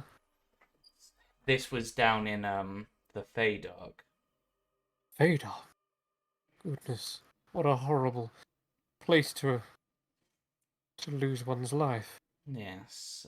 In any case, this is troubling indeed. It's like, Bilner, maybe you could be next if these Archfey are being picked off one by one. Though, from memory, we do have a piece of the Winter Queen. because I'm pretty sure, didn't we get like a icy flower or something, like a wand or Yep. something containing her power She to did. some extent? So And hovering over from the lily pad in the center, there probably was, when time refroze, a scream from the center tower as Tanner, the shining knight, yeah, suddenly was caught by Morgott on the bobbing lily pad. He was almost falling to their death, but he seems to have gained his composure now, and he does indeed have something as proof. Is there a way to transfer the power to like the next in line? Tanner If the says, "We queen did has that. fallen, oh, We did just that. Their faithful follower, a Kotal, a celestial sort of fey creature, was the one who took up their station, their crown almost. Unfortunately, the court is likely still in disarray, mourning the loss of their queen. But this was all that's left." And he holds up the wand of the Frost Rose.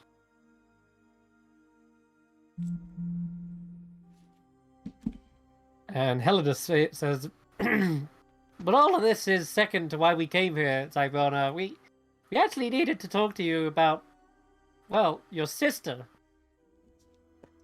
Tybona looks suddenly a little caught off guard. "My sister? I hope you don't mean the Hourglass Cavern." She gestures towards the narwhal, still flopping out of water. No, we mean we mean Eleanor. Eleanor. Helena says, "Yes, this one," and creates a image of them. You know, they've grown up quite a bit since then. But here's Eleanor. Eleanor the Fair. It has been a long time. I'd almost completely forgot about my life in the hut. I tried to clean the slate, start anew here, and forget my past, but it seems as though it is continuously trying to catch up with me." Well, whilst you may have tried to sever your attachment to the hut, it seems that Eleanor is quite keen on having you as attached to the hut because her powers have somehow managed to manifest like a dream doppelganger of you that is intent on killing her. At least that's what we think the plan is. Helena says, "I think we dealt with that thing, didn't we?" True, but I mean, it happened once. There's no proof it won't happen again. You know. Oh, right, yeah. I mean, they also dreamt up a demon, and there's a whole bunch of stuff. But yeah, Eleanor misses you dearly, and it's been too long. She's got control of the hut now as well. You don't have to worry about your mother. She's indisposed at the moment. But it's safe to say you can return home without any drama. Eleanor just really wants to see you, and we owe it to her to have come all this way. And you owe it to her as well. She's your sister, after all. The whole reason she dreamt up a whole evil version of you was because she misses you very, very dearly. And with that, you see her sort of almost show an expression of regret and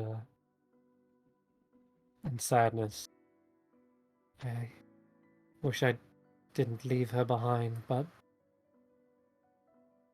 she was too young to follow me out into this cruel world. Too innocent to be put through the dark dealings I did with creatures of the abyss. It was safer for her to stay behind. but I Perhaps she realized did not want to stay safe. Perhaps your sisterhood meant more to her than her safety. Also, safety when you're leaving someone in the charge of the likes of Baba Yaga and all the other stuff that goes on in the hut, I feel that's a bit of an iffy one to balance. and it is true. It does feel like the lesser of two evils. However, I knew Baba Yaga had great plans for her. She would definitely keep her safe and protect her from any other greater threats, but I found out what that purpose was, and I did not wish to be any part of it. That's why I left and sought out my own destiny. I was not just going to be a pawn in my mother's plans, a tool or a component in her ritual. Whatever that ritual meant. Yeah. Do you mean that literally? Yes. She was gonna chop you up and use you as components? Not Oh, so that's viciously as No. that, perhaps, But the whole reason she trained us as students, apprentices, as her daughters was because apparently we had a great destiny or some sort. But I found out it was simply to cast a powerful spell that she had always planned on casting. yeah. Herodotus is just like having flashbacks of moments and is just like, Terrig speaks up. This old, wise-looking wizard with this sand hourglass staff at the back of the room steps forward and says, I believe that you may have mistaken your mother's intentions, for she wished only to grant you paradise. The spell was to release all the energy within the Tesseract, such that it would create a beacon of light to shine away. A light that could be followed into the Shadowfell.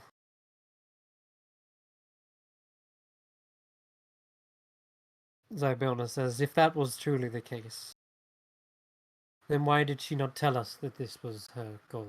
That she only wanted the best for us? I always predicted there would be some sort of ulterior motive. The problem with Baba Yaga is she always has these plans within plans. She always keeps her machinations to herself. If she truly wished the best for us, she could have trusted her own daughters with that.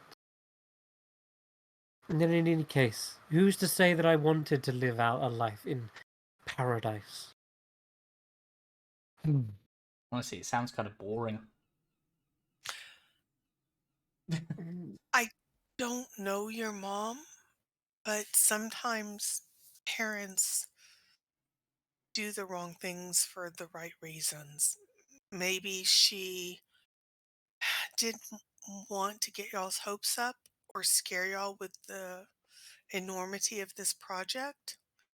Maybe she thought she was protecting you.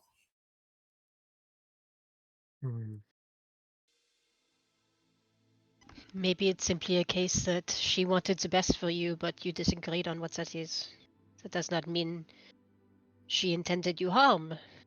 It just means there is a difference of opinion. Not everything is as evil as it seems. I mean, Even for the mother of bones, when it comes to her own daughter.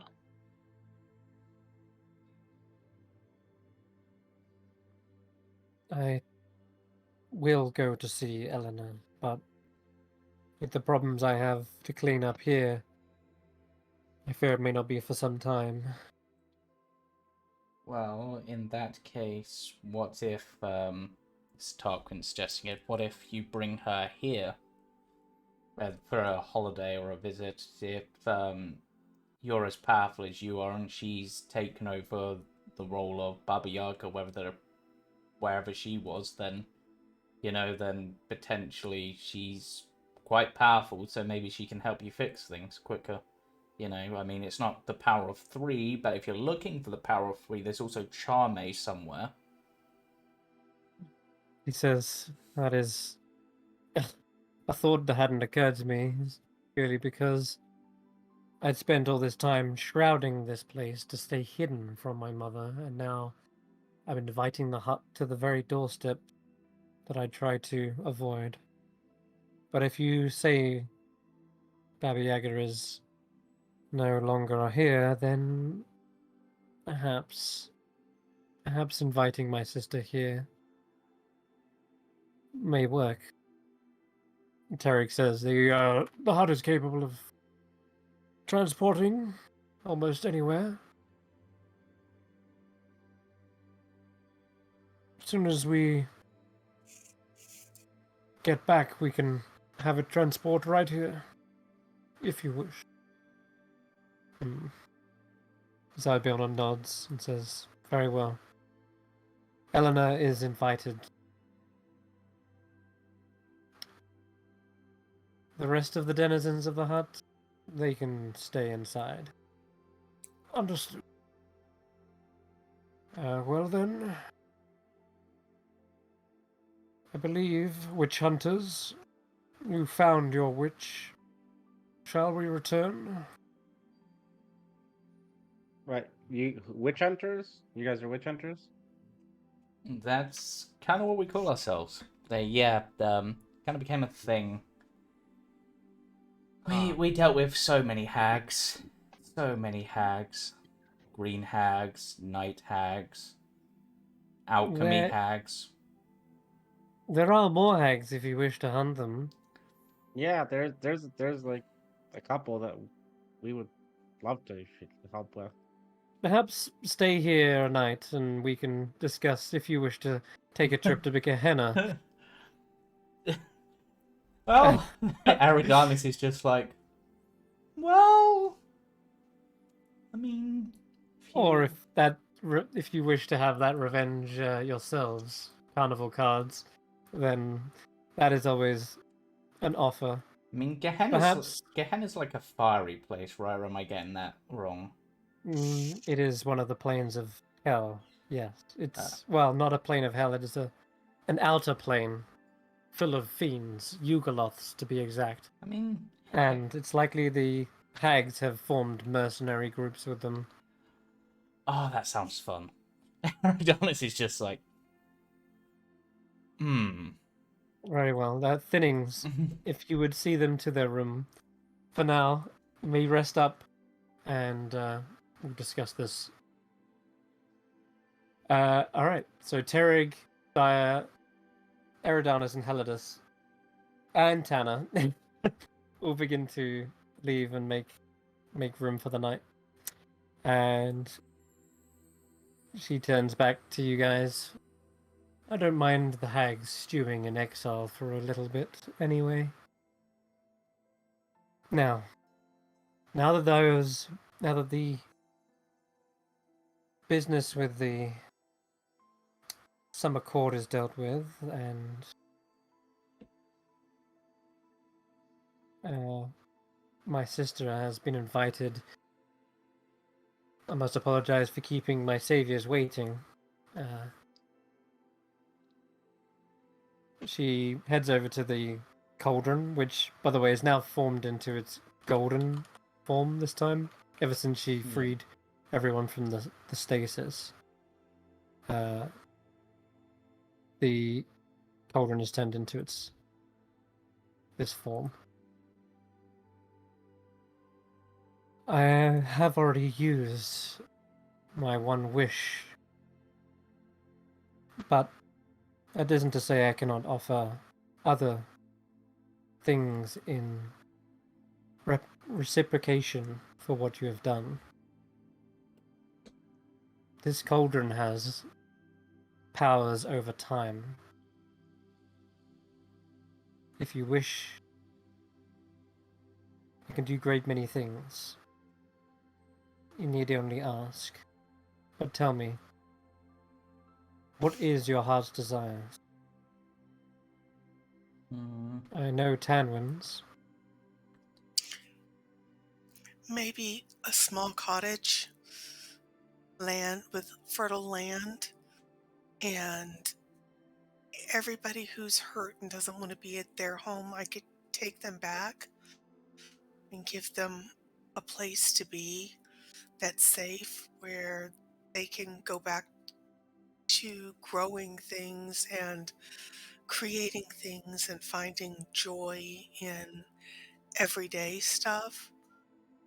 A bit of land that they can eventually build their homes on and create families and joy and happiness, and a place where people can always leave word for me that they need help, and I can then go find the next people to help them rebuild their homes or help them find a home to be in. This was always my dream for Prismare. A place people could get away from their troubles and find a place to create a new home. Then I just want to help everybody who was hurt. Then I do have a suggestion in that regard that might fit. Yes, Tarquin. It sort of ties into part of my request, but if you're looking for a place with fertile land and you want to help things grow and fix the hurt in that sort of way, then what if, with Zybilna's permission, you took ownership of Loomlurch and turned that from a place of, well, honestly, horrors to some extent into a place, you know, bring back the fertility there. It was used for growing things, so it's already part of the way there. That's an idea. I don't want to take something from somebody who has a just, an honest right to it. I That's don't, wrong. I don't, I don't want to take, you know, Pavlana had to have taken it from somebody. She didn't create it, she took it. So whoever lived there before, whoever the rightful owners of it are, should have it back. Probably long gone. Is it Maybe. possible that the tree in Loomlurch is the same tree that was once the Brigand's Tollway because it's big enough? The Brigand's Tollway? Yes, it used to be a big tree, right? And then it got cut down, so there'd be a big log somewhere. And Loomlurch is a massive log, so... It was likely sunk beneath the mud, or it has been used to turn into the many bridges that actually span the tollway. But that tree, that poor tree, I should have never used it as a form of punishment for that brigand. Well, we dispatched a lot of the brigands, and there was a very twisted dragon inside the tree that was being forced to live there. It is being raised as a weapon against one of your sisters by Agdon, though Agdon has since repented and the Carnival cards sort of took over the brigands. And Is that so? yeah, and that was actually, again, another part of my request, actually. So the I'll last get I saw of Agdon was nailing him to that tree by his scarf. That was for being an absolute fiend to the rest of the denizens, for thinking him better than everyone. Needed putting in his place. But it seems he made a deal with the hags whilst I was here. Yeah. Was able to, and the hags cut down that tree. But it seems as though if the carnival cards are the ones in charge, then, and if you're staying here behind Tanwen, then I look to you as one who will have to delegate them. The brigands can be put to work in helping repair this mess. Mm. I accept the responsibility with gratitude. Yes. And you hear a voice pipe up and say, "You're not doing it alone, though, Tanwen. Oh, Morgott. And she rushes over and hugs her. I will be your squire, if you will. I will Um, assist in the reconstruction of Loomlurch and of the Soggy Court. A new leader needs to be put in place, and no, before you offer it to me, I do not wish to be any queen of Soggy Court. You know what happens to. I understand that. I really do. We need to instate the Council of Croaks. But not as a squire, as a partner, as a friend, Oui. as a comrade.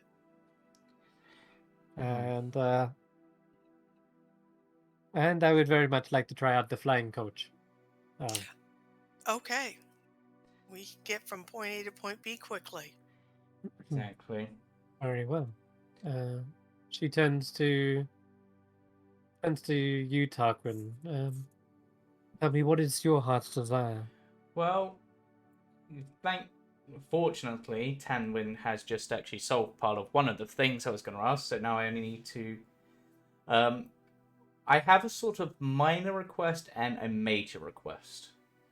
The minor request should be something really, really simple, and to be honest, I think I'm just tempted to take just a sport of war more than a request. The major one kind of fits alongside what I was saying for Tanwen. If, with your permission, and providing no one else owns it, I would like to have the opportunity to turn the Motherhorn Theatre into a place not of tragedy, but of a true representation of all forms of theatre and arts, like a place to spread joy throughout Prismere and perhaps other places. Make it the Carnival Cards Theatre. The glistering gleams expression light up. With, of course, my partners in crime, Glister and Gleam, the other former members of the Witchlight Carnival. They cartwheel over to you and go back to back with you in a sort of pose. Yep. I see. As for the minor request, I just kind of want one of the mimic chairs from Loomlurch because that gives such good back scratches while you're drinking tea. It is yours. Also, not so much a request for me, but just a request in general. I would like to make sure that the dragon that was in Loomlurch, can't remember its name off the top of my head, goes to a good home because he... Candleful. Yes. Cradleful, sorry. Yes, he was adorable, and I feel like perhaps was not best raised by Bavlorna, but no, Scabatha. You know, but yeah, a dragon would make for quite a good set piece in a play. I mean, considering the whole embracing dragons and stuff, I am happy to take that on as an additional responsibility if that gets me the theatre and the chair. In that case, when you go by Loomlurch, pick up the jack-in-the-boxes, and then relocate them to Yon. Excellent. And yes, the place will need a new lick of paint. It looks very drab and dreary. Oh yes, definitely. But we've got our good friends, the Briganox and the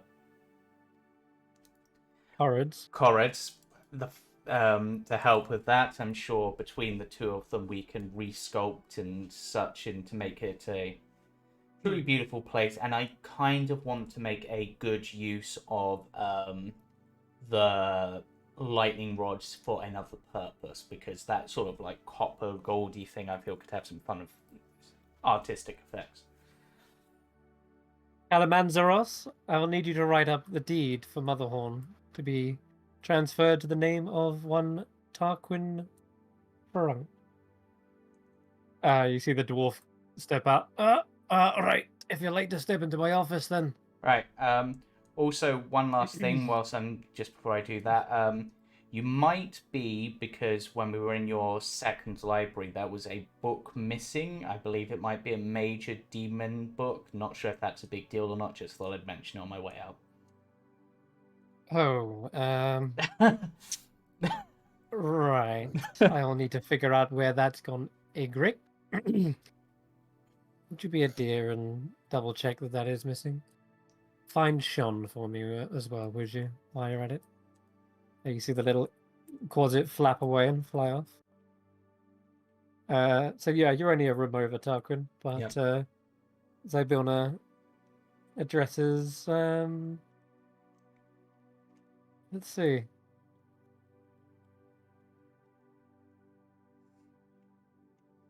Amador? Clapperclaw? These two are obviously still lurking around. But Clapperclaw just says, "Oh, I'm just happy to have my head back." And you said you was heading back to Gehenna, maybe. I kind of remember some of Gehenna. Perhaps I can be a guide. I'm pretty good at that. And Sybillna says, "You may guide whoever decides to return and defeat those hags. Yes, certainly. But Clapperclaw, you have always got a place here, a home in Prismere. Gehenna is a dreadful area. You do not wish to return there.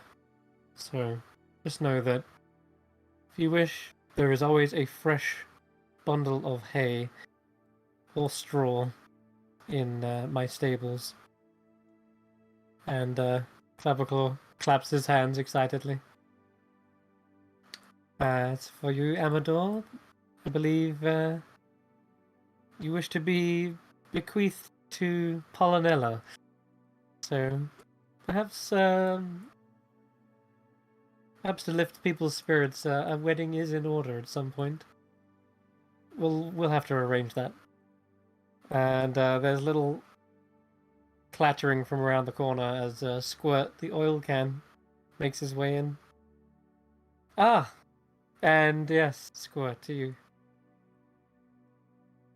I heard you've helped the adventurers out much. Yeah, I'd just like to help. You mentioned give a lick of paint to Jon. There's a lot of doors that need, greasing as well. So all those rusty hinges.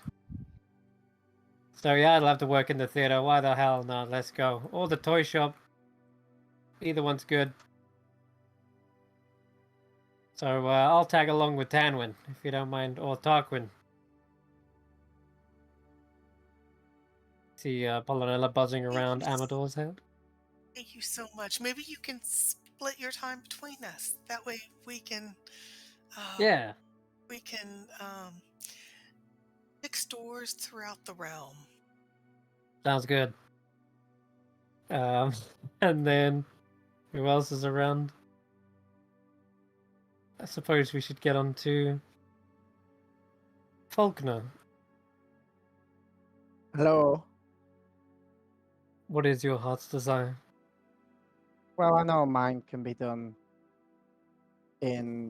well, I have the ability to do what I need to do. And I'd like to put in the hard work and effort myself so I don't feel like being rushed through it with your powers. No offense. And it sounds like to me all you need is a door to get back to your world. Yeah, I'm thinking maybe taking a gap year.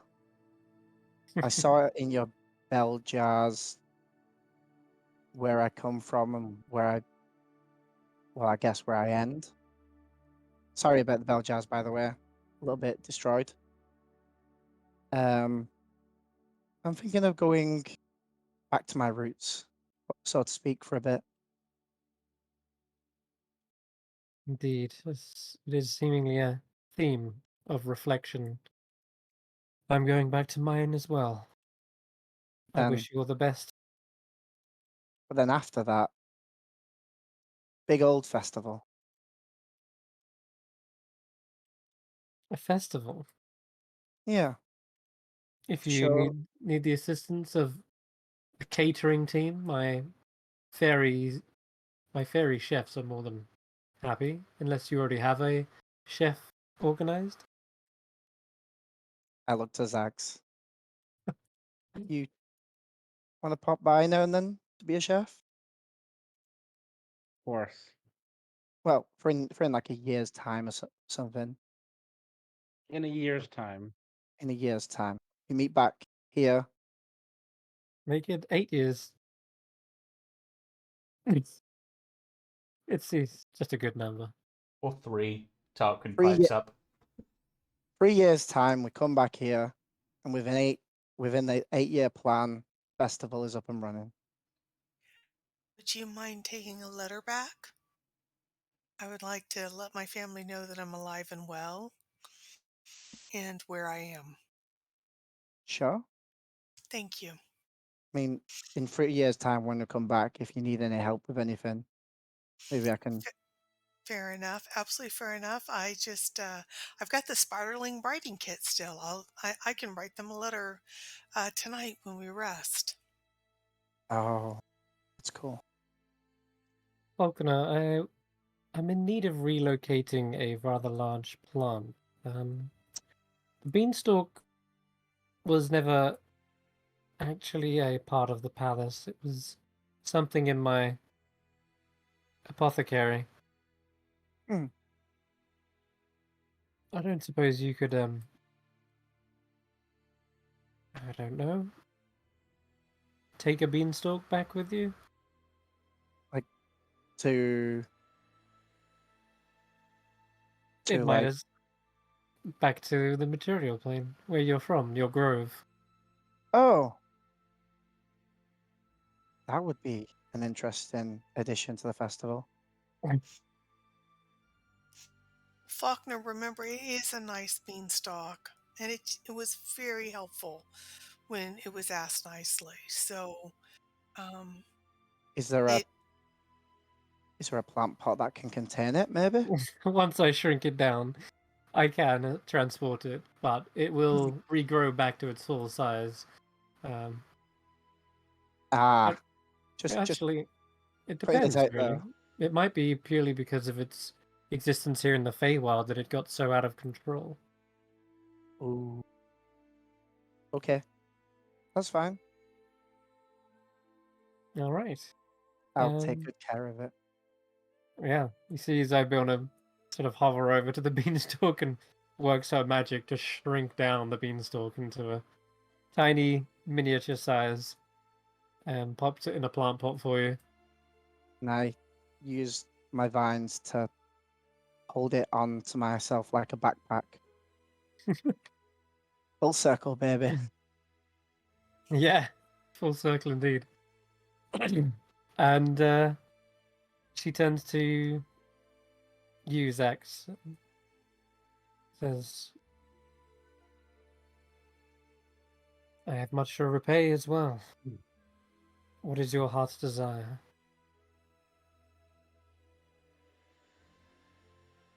Well, the people here helped me a whole lot. And I think I need to pass that on and help somebody else. So my heart's desire is oh, there's a very powerful cleric, not me, named Eos, who is off fighting or hunting or doing something with vampires right now. And I want her to remember who she is fully. I want Eos back at full potential. And that may be too much. Hmm. she looks towards the cauldron. My cauldron has the power to scry on anyone across the plains. I may be able to find out where exactly she's gone. And if I do find her, I may be able to deliver a message. But, well, let us see. She hovers over to the cauldron and swirls the waters around telepathically, telekinetically. And immediately you see kind of ripples in the water shifting to a distant, drab-looking kingdom shrouded in mist. She says, She is in a realm as hidden as my own, place known as Barovia. It is sealed off from the rest of the world.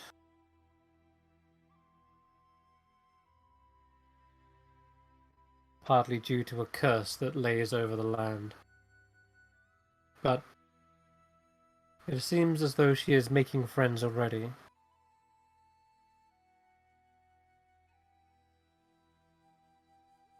Perhaps I will guide them to her. She is currently trapped, locked in a prison. But I'm sure I can nudge fate, see if I can get some local adventurers to happen upon her. And yeah, you see in the vision, she is actually kind of locked up in shackles, and for a brief period, seems like she's stuck there forever, but not long, someone comes kicking the door down. A paladin in shining armor. He has forget the description of Cade exactly, but nonetheless, he is also accompanied by a number of other adventurers as well. A bard with long red hair. There is a drow rogue and a dwarven-looking stout barbarian. She's got a tough-looking axe and an even tougher-looking poncho that's seen some wear and tear. And yeah, it seems as though they find her, and although she cannot directly intervene on the behalf of Eos, this realm is too sealed off. She has at least sent some adventurers in her path so that they can work together and in doing so perhaps end the curse and find herself. I hope this is enough. Your Eos, she seems to have a liking for potions and tinctures herself. I'm sure she will do well. I have no doubts. I have full faith in her. I should actually go get some art from her, so you can actually see what she looks like in like a mortal form. Sure, it's around here somewhere.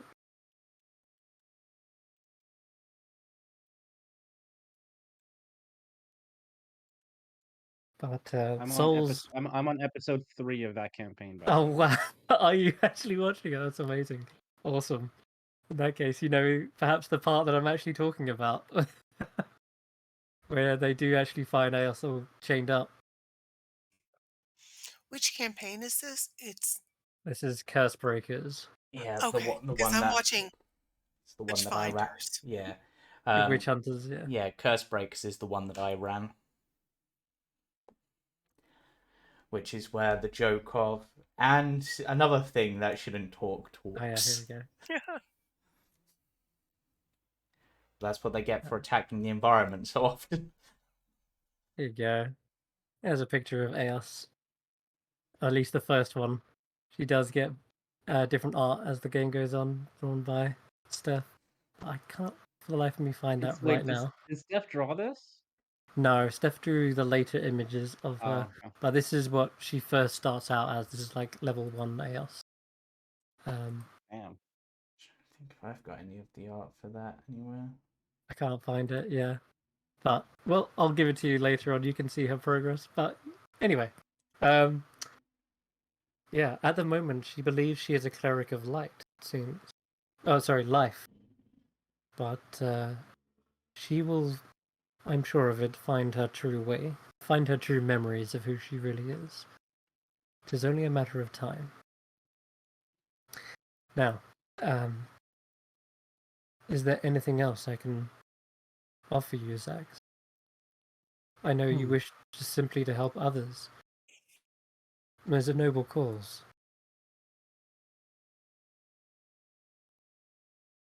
If there's any information that you wish to gain from my libraries, you're more than welcome to peruse them before you leave. Perhaps that's something I'll do. There's Hmm. a star on the edge of the night called the Ebon Star that we need to find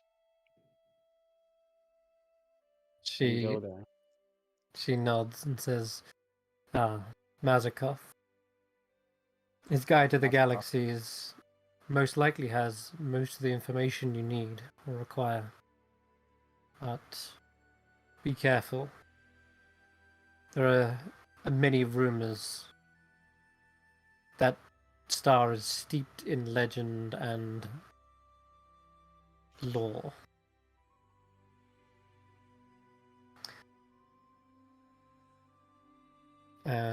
But yes, I will not bore you with the details. Like Sean, have a read for yourself. Well, looks like we have some studying to do before we head out. Yeah, we got another 15 and a half hours to go. He looks to you, Rodolfo. Finally. Now, I know why you're here. We have met before as well, haven't we? You don't look as cold. You're blue in the face. In fact, quite the opposite. I'm sensing a fiery heat inside you now. You can tell that. Well, first I should thank you for saving me all those years ago. I don't think I knew it was you until I had that vision. But, well, my childhood self was too young to recognize you, but thank you all the same. I As you saw a child in need, and I cannot abide harm to children. that is the kind of leadership that I can really admire. And, well, I will be honest with you. I came here as a favor to my patron. Perhaps you know them. It was Maglig, the warlock who sent me. I had not heard of you before. And until I met these people here and those visions in the mirror, I had not realized the kind of deal I had made. So what I'm asking is if I may provide to you the service. If you will take my if you will become my patron,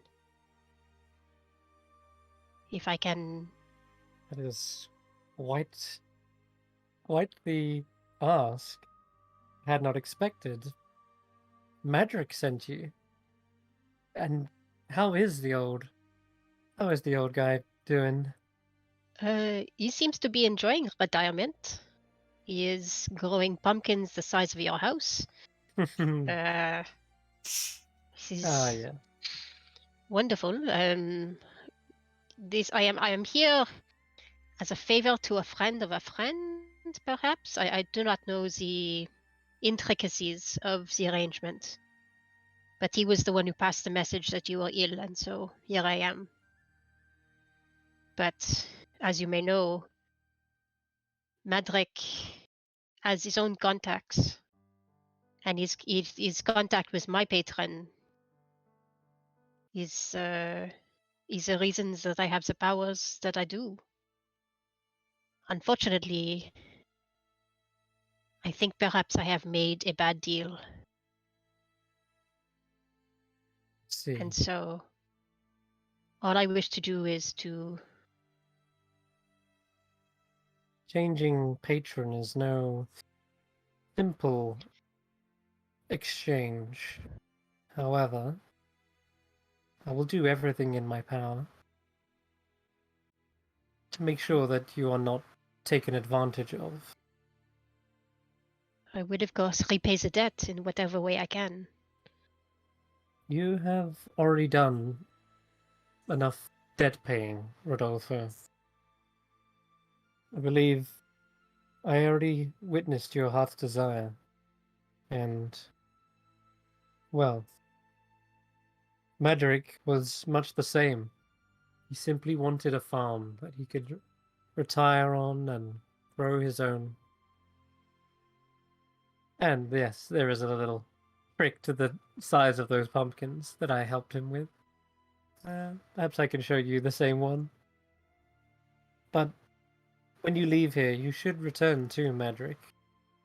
I'm sure he has something of a gift for having helped him. He wouldn't send you on your way for nothing. And you do recall, actually, Madrik did say, like, please help my patron. I'll pay you back. I'll give you a reward when you finally return. So I remember him not giving me a reward in advance, is what I remember. That's true. Maybe it's something because he can. Maybe it's something not something you could make use of to help Sivona. But in any case, we'll do that in a little epilogue after with Madrik for sure. So your patron sounds like a tricky one, and not only that, but he sent you here. He sent me to Madrik, yes. He sent you to Madrik, who sent you to me. He is a tricky one in itself. He deals in favors. And I had thought that he and I had an arrangement that would be mutually beneficial. So he owed Madrik? Or he owed you. Owed me. Or perhaps I don't owe him anything, and now I am in his debt. That could be too. Trixie. He seems He to is know a man the who Fae thinks in well. advance. I say man. Fiend. Well, I could always offer him something in return as payment. In fact, I've got a couple of spare magical items, if that's what he's after, but I have a feeling he's after something else. Speaking of magical items, Xaxx, I almost forgot to give you a reward. You seem to be so humble and honourable that you just simply want to help others, but please, Thinnings, if you would go fetch. And Thinnings rushes off and says, but Xaxx, sometimes you should just help yourself. And Thinnings returns with a tray. A silver tray, like a platter. Oh my god. Oh my gosh. And says, this one was one outside. We had a spare one. And yes, Thinnings hands you a brand new tray with fully fully charged that you can make new Yay! pies. The pie Yes, tray. I have my pie tray back. I want this to be the greater version, and like the one he had previously was the lesser one, so this has more charges or something. Yeah, it will never run out of charges. This one is Sibylna's personal pie tray, and she has guests all Aw. the time. But yeah, Oh my sitting- god, this is too much. This is too much. I can't take this. it is all yours. You have a better imagination for dessert than I. This is amazing. It was all worth it for this. Sitting I mean, like takes a bow and hands it to you. It's almost like bestowing a sword upon you. the power. It's all yours. I can destroy kingdoms with this now. Oh my god. If anyone could, it would be Xaxx. Somehow Yes. you would develop like some dish that is so delicious that the entire kingdom ends up fighting over trying to get a portion of it, and you just are like withholding it. Rodolfo? I gotta. Oh my god. In that brief intermission, I just thought of an idea. It might just work. If your patron is one who does indeed like to plan ahead, I think we can plan an exchange. Indeed. Yes, something where he believes he cannot lose in any situation. I will need to write up a letter to send to him. Or if you wish to pen this yourself, you can use Callum Zaros's office to write it. Would you care to follow me? Oh, of course. So, you come into this office where you see lots of different documents being laid out. Tarquin signing the deed for the Motherhorn for a new theatre, and Sibylna says, "Yes, I suggest we play a sort of a game with your fiend friend." I am eager to learn at your feet, madam. Then, if you would like to dictate this, and she hands you a quill. What is your patron's name? Or what is the name that he has given you, at the very least? He called himself Onswoggle the Broker. The broker? The Broker. Interesting. Perhaps he would like to invest in something then. A future adventurer. So, dear Hornswoggle, the broker, I'm writing to you on behalf of one of your faithful warlocks, Rodolfo de Bast. They have suggested an exchange. They wish to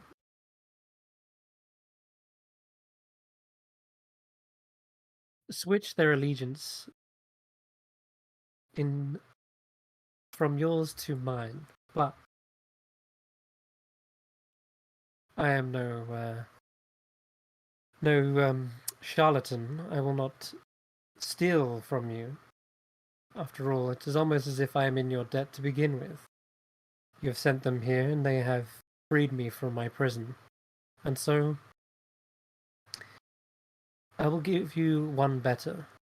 An adventurer who is perhaps destined for great many things. Rodolfo here simply wishes to retire on a farm. Now, that is not an adventurer you can easily force the hand of. One who will always be reluctant. One who does not wish to share in the same diplomatic ambitions as perhaps yourselves. So I offer you this. A bet. If I can make an adventurer out of just a common person, a common man, a common dwarf. Kalimazanzaros looks up. Huh? What? No, not you. We'll think of the details later, but the bet is this.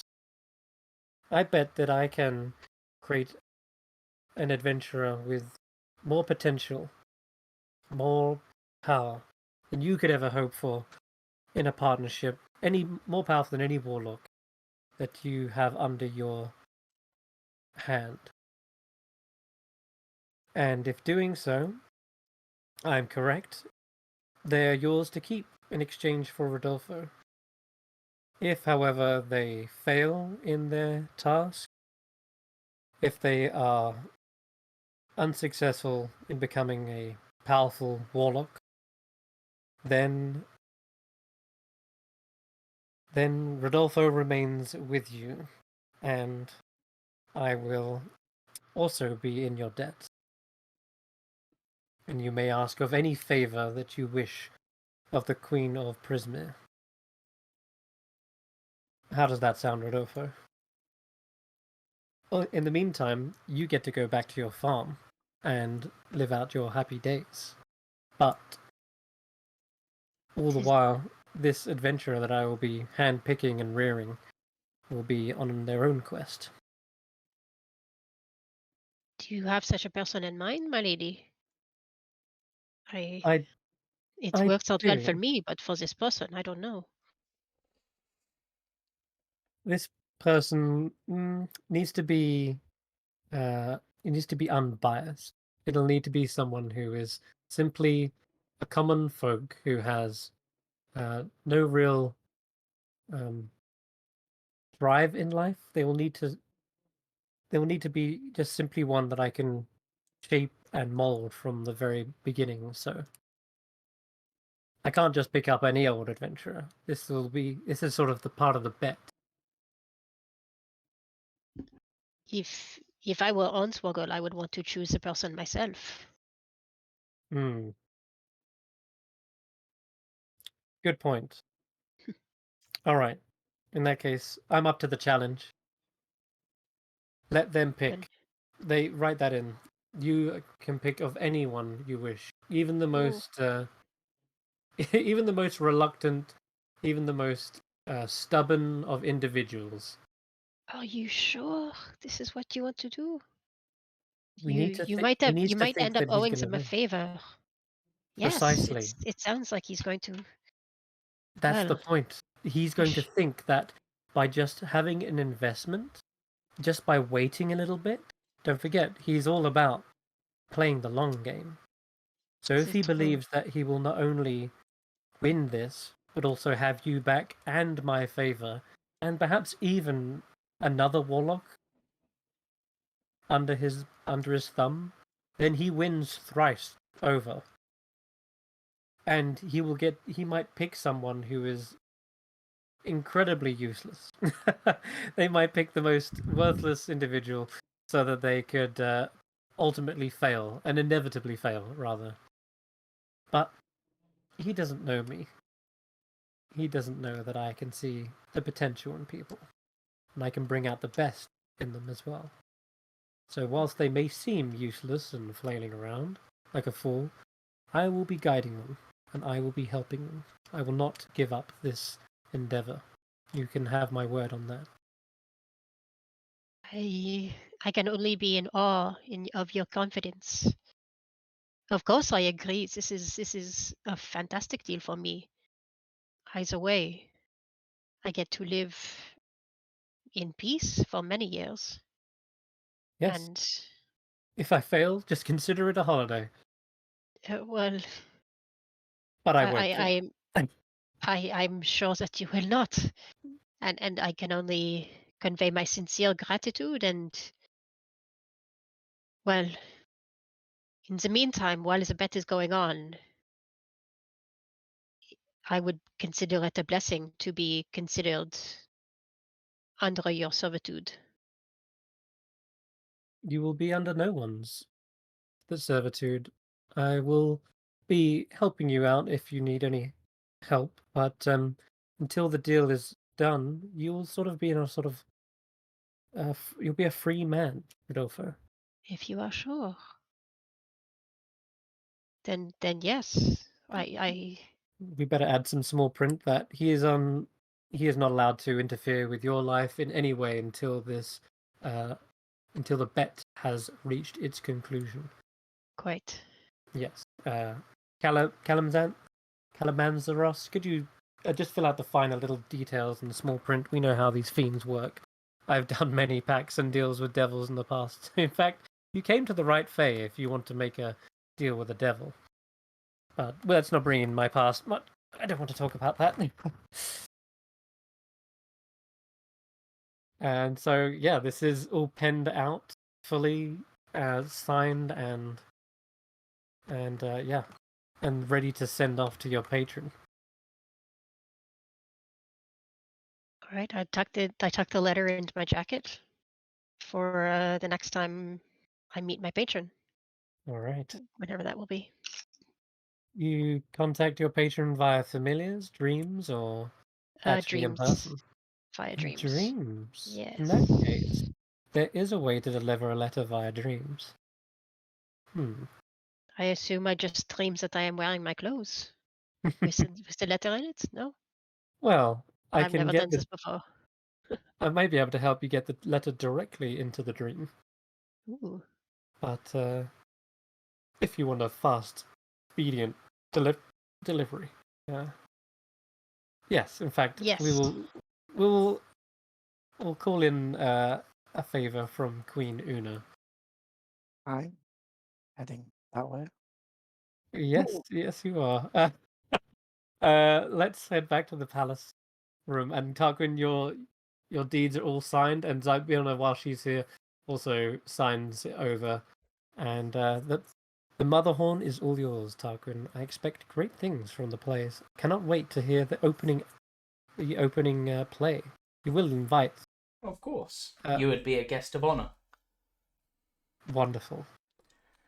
I'm considering, whilst it would be great to have it as our first performance, I think I might save it for a later one, as it will take a while to get everything out to scratch, but I want our greatest performance to be the story of our tale as the Carnival cards, because what would be more appropriate?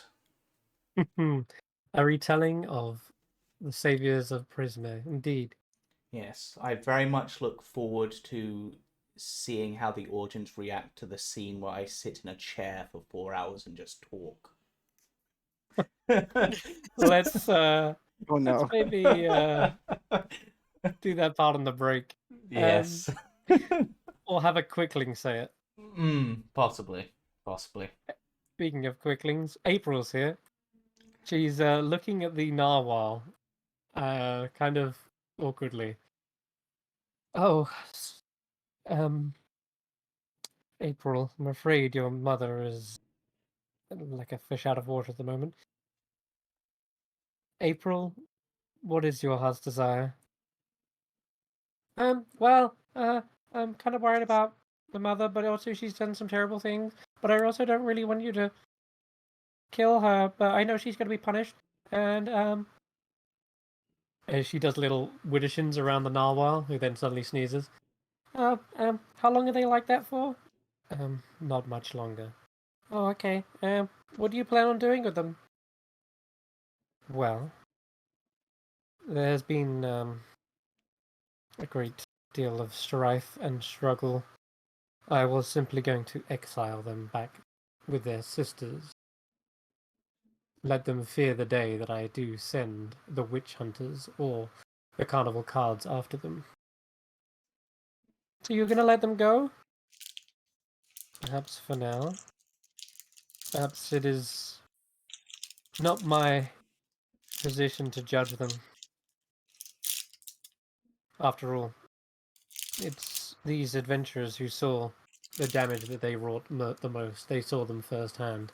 And it is the people who suffered more. I was simply frozen in time the whole time. And I was the one who fell for their tricks in the first place. If anything, a vote should probably be and before she can finish, Morgoth says, "Off with her head." Right. I don't know if the Soggy Court is probably the best people to ask. What if for Bavlorna you place her on a platform for a while that is just constantly rotating Widdershins? That would keep her locked in place in a prison. She wouldn't be able to get back home. At least for a while. Or, considering what they did to you, trapping them in time for a little bit would be oddly appropriate. Though, but then I don't know if that's really enough of a punishment. So. You know, take them to the ballroom. Thinnings? Yes, as you wish, Sibylna. And you see the Bavlorna is picked up. This little narwhal is just pulled away. They can't get away. They're just slipping all over the place.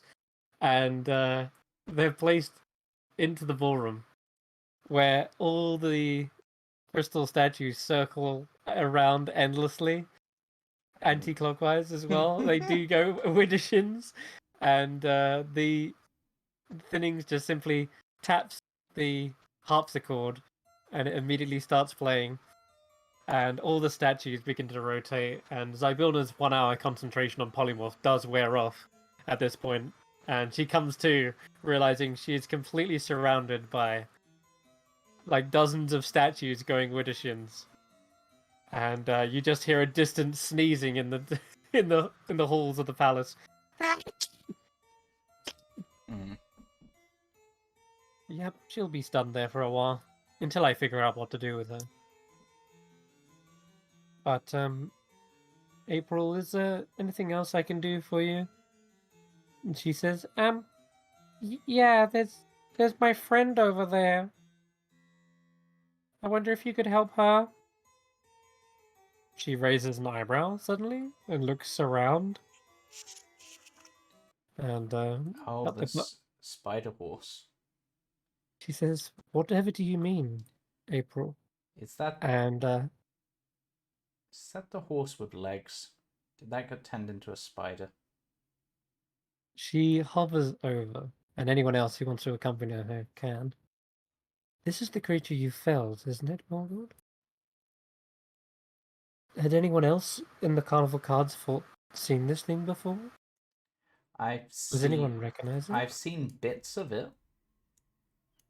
When we were in Bavlorna's cottage, there was some bones and stuff that were all attached together that could be this, but they also had, from memory, a horse but with human legs. And does the horse head look familiar? Well, Tarquin, if you're getting right up next to it, you see that this creature was pieced together by animals, and it was twitching all the way down until it finally died. And although it looks dead on the ground right now, you can see there is a slight twitching to the head. And as you look closer, you can see it suddenly looks in your direction and blinks. And you hear a slight whinnying. Very, very, like, it's hoarse. No pun intended, but their voice is very hoarse. It's like... Did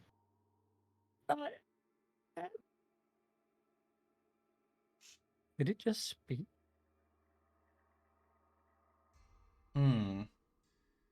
So Bilna casts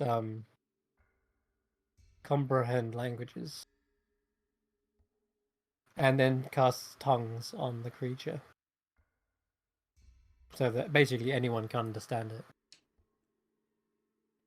And you hear this very sad voice calling out,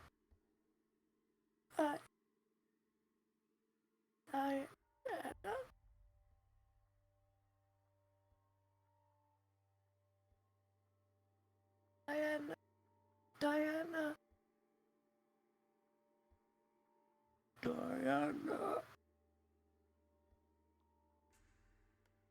Wait, what? Diana! As in Diana from the Carnival? It seems to repeat that name Wait, continuously. wait. Diana Cloppington wasn't always a centaur, were they? That's correct. This is the horse's head of Diana, and the legs that this creature had in Bavlorna's are probably the human legs. Diana! I think they've been spliced together due to a bad deal with one of your sisters, Zybilna. I don't know if that's something you can fix. The other half of them is, well, That's horrific. I suppose half is at the carnival with the carousel, and a quarter is hopefully still at Bavlorna's in Downfall, I guess. That's the full artwork. So she says Diana is one of the Witchlight hands, isn't she? I recall her. Yes, but from what I understand, I can't remember what deal she made, but she made some sort of deal and became a centaur, but she wasn't always a centaur. April remembers the deal. I'm sure you do, April. Enlighten me. Us. Oh, okay. Well, here's Diana Cloppington. She says, oh yeah, Diana sought the help of Granny Nightshade and desperately wished to be reunited with her warhorse, which went missing in battle. And so, being Granny Nightshade, they magically fused the bodies of her and her horse, giving the appearance of a centaur. Diana fled Prismere and befriended Mr. Witch and Mr. Light, who offered her a home in the carnival. Could explain the sadness behind her eyes. But that's why she kept correcting people, saying she's not a centaur. She's just a human who made a bad deal. Yeah, so that. So, not sure if that's something your magic could fix. Maybe your cauldron reverse time or something, because... That is a horror that I must undo. This poor creature. She lifts up the severed head of the horse and says, April, are the legs still in Bavlorna's cottage? Yeah, I believe so. Probably in the workshop. Very well.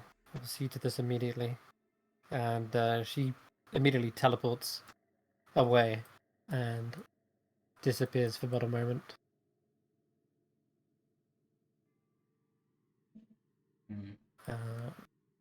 That deal went really bad for them. They just sort of look at the remains of the rest of the body, just like... I remember that's why they called that creature spare part. Because it was what was left over after the merge. That makes a weird amount of sense, and I hate that it does. Zybilna suddenly reappears, and in tow, you see a majestic and powerful looking warhorse that is fully reassembled without any stitch marks whatsoever. The horror is no more. The horse has, well, I should say it's missing its its lower half, but it's a living horse head. It is a living horse head, and with the legs of a human. It's Diana's spare parts, but she says we will return to the carnival post haste, and I believe we will get Faulkner there as well. Do you want to drop the rest of us off at wherever we're going, or are we coming with you to the carnival? Just checking. I'm not sure what the plan is. Yeah, Faulkner, you need to go there because you need to Sure. get to the material plane. Yep. Right. Sure. Yeah. Before I would like to cast Speak with Animals and ask Juniper Eventually. if Juniper would like to stay with us, or if Juniper would like to go back with Faulkner. Because Juniper may want to find other owlbears and have a family and everything, or maybe ask for Faulkner to bring back a friend for her when they come back in 3 years. Juniper is shaking their head and doesn't like any of those ideas. They seem to rear up and like hug onto your waist. Then I hug Juniper back and say, I just wanted to make sure, honey, I didn't want to make a choice for you. So, Juniper picks you up and plonks you on top of them.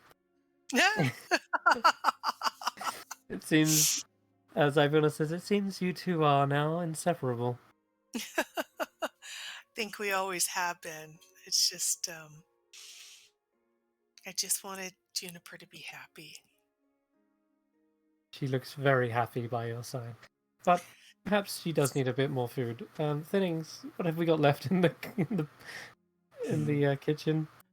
Yes, right away. And before Faulkner goes, Sibylna, if this is not too presumptuous of me to ask, will Lily be able to go with Faulkner? Or will Lily not survive on the material plane?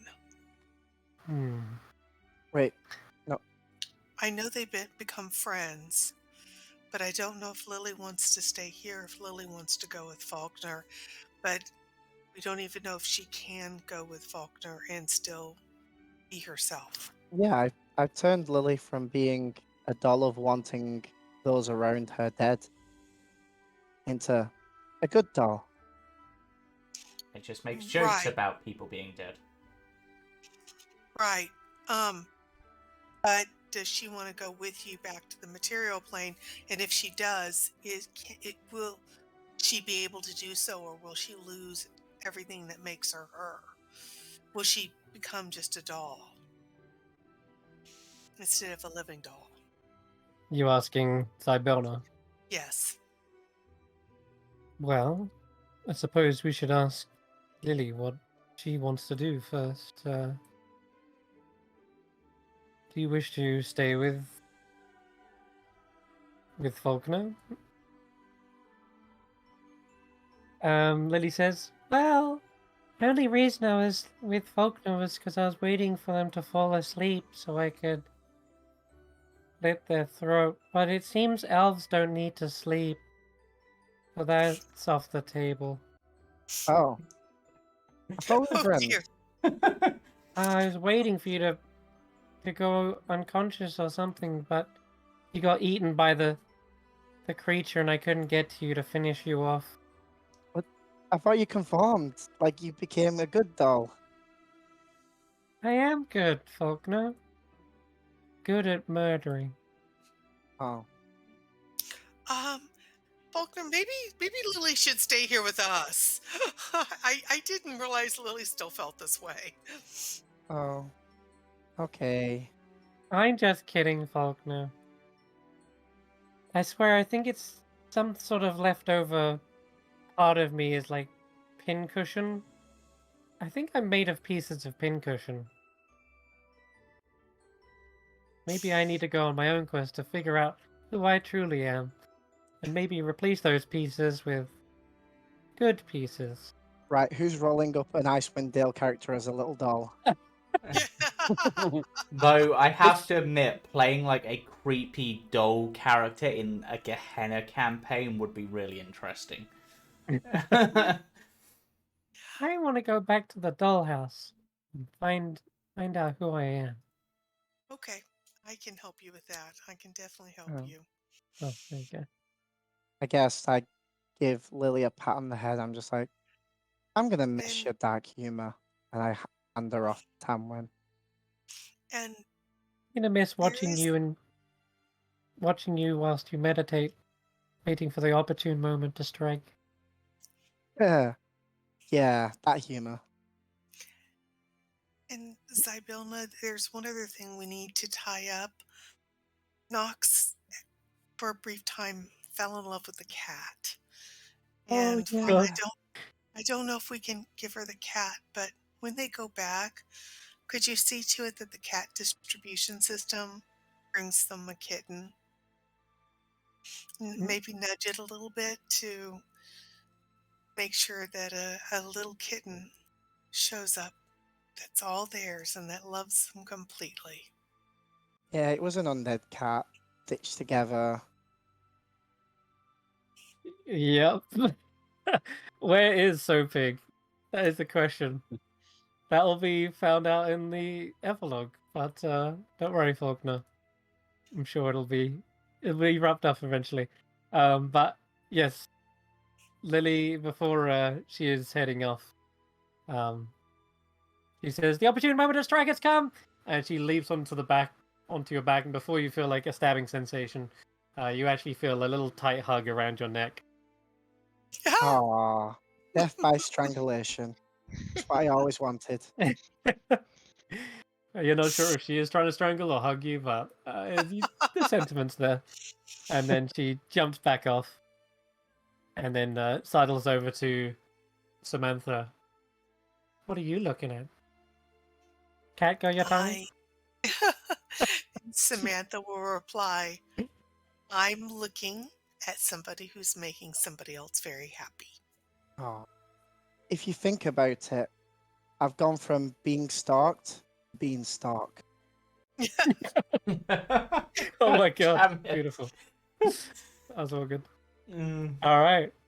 In that case, then I forget where everyone is going, but as we zoom out from the palace, actually, wait, zoom back in. Zybona does say one last thing. Record scratch. She says, there was one last thing I was going to offer you all, but it seems you have very much set on what you wish. But it may be that this reward doesn't come at the cost of your memories or what you wish to do now, but rather as a chance to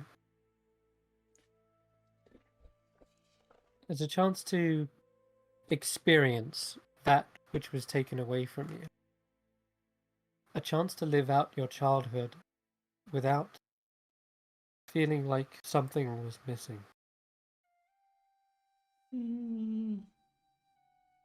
If you wish to be young again, I can send you back by harnessing the time-dilating power of the Feywild.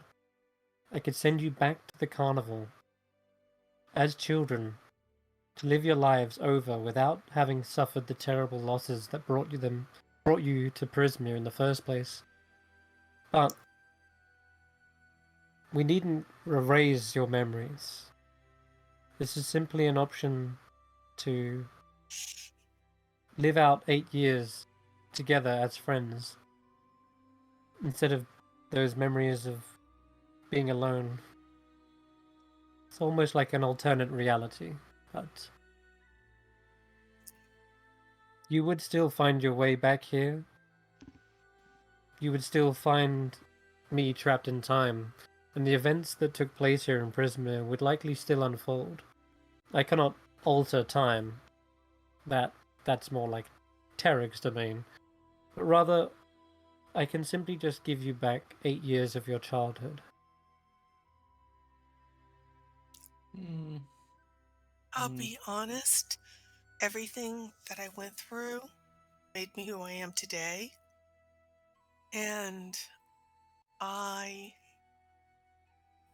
not sure that I want to give up who I am today. I also don't know that I want to relive the loss of my grandmother. I finally come to peace with losing the person I love most in this world. I can't speak for the others, though. I think Tanwen speaks wisely. I did not have the childhood experience with all of you, but the childhood that I did have taught me many things. And frankly, I do not want to go back to that young and callow person that I was even 8 years ago. So, no, I will stay as I am. I mean, I spent 8 years at a carnival basically performing and living life to the fullest. Perhaps not quite sure of who I really was, but at the same time, I don't think there was anything necessarily bad about it. I made good friends at the carnival, I learned good skills, and if we manage to maintain all of our memories and then go back there and do this whole thing again, but with those memories, as much as I'm sure with those memories we'd be able to do things maybe better and like more efficiently or in a different way. In 8 sessions. I don't think I would want to put anyone through the journey we've been through if they didn't have to. So least of all my friends and myself. So I would have to decline as well. What about you, Faulkner, Xaxx? Didn't you have a time where you were lost in life? Did you feel like you were in a state of misery? You could go back and have a better life throughout those 8 years. What say you? Maybe, but half of who I was thrived and the other half didn't. But the half that didn't learnt how to accustom to being on their own. It helped growth over time. I think going backward, it would be against the will of time and change of who we are. I mean, we are the seasons. There will always be change. Ups and downs. Exactly. And those were the ups and the downs. I decline. We decline. Life is much like a roller coaster. If I wish to bring it back to the metaphor of the carnival, there are ups and downs. And whilst going on a roller coaster may be scary for the first time, the next time you're a little braver. And the third time after that, you're not afraid at all. You just get And to the 4th time is just kind of boring. you just get to love the experience. All right, Xaxx, what about you?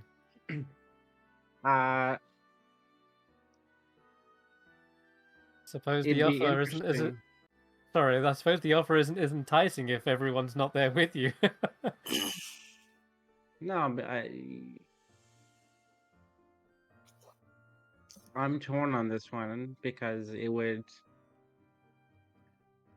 But no. Without the experiences, I wouldn't know my shadow in the same way. It would still be resentful of me.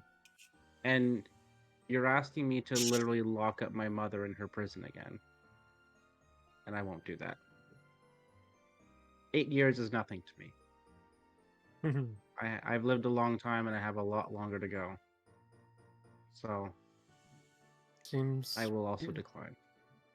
you've all come to a sort of place of peace with what your past had. Yeah. But besides, I'm not risking this pie tray and not getting it again. So. That is a valid Ooh, reason. Speaking of which, isn't it pie time? I think we should test it out. It's high time we got the hell out of here. Time. And Very that well. seems like a perfect way to end things as we zoom out. It is. Yeah. She will begin to cast a spell to send herself back to the Witchlight Carnival so that she can make amends with Diana Cloppington and return her to her true form alongside her warhorse.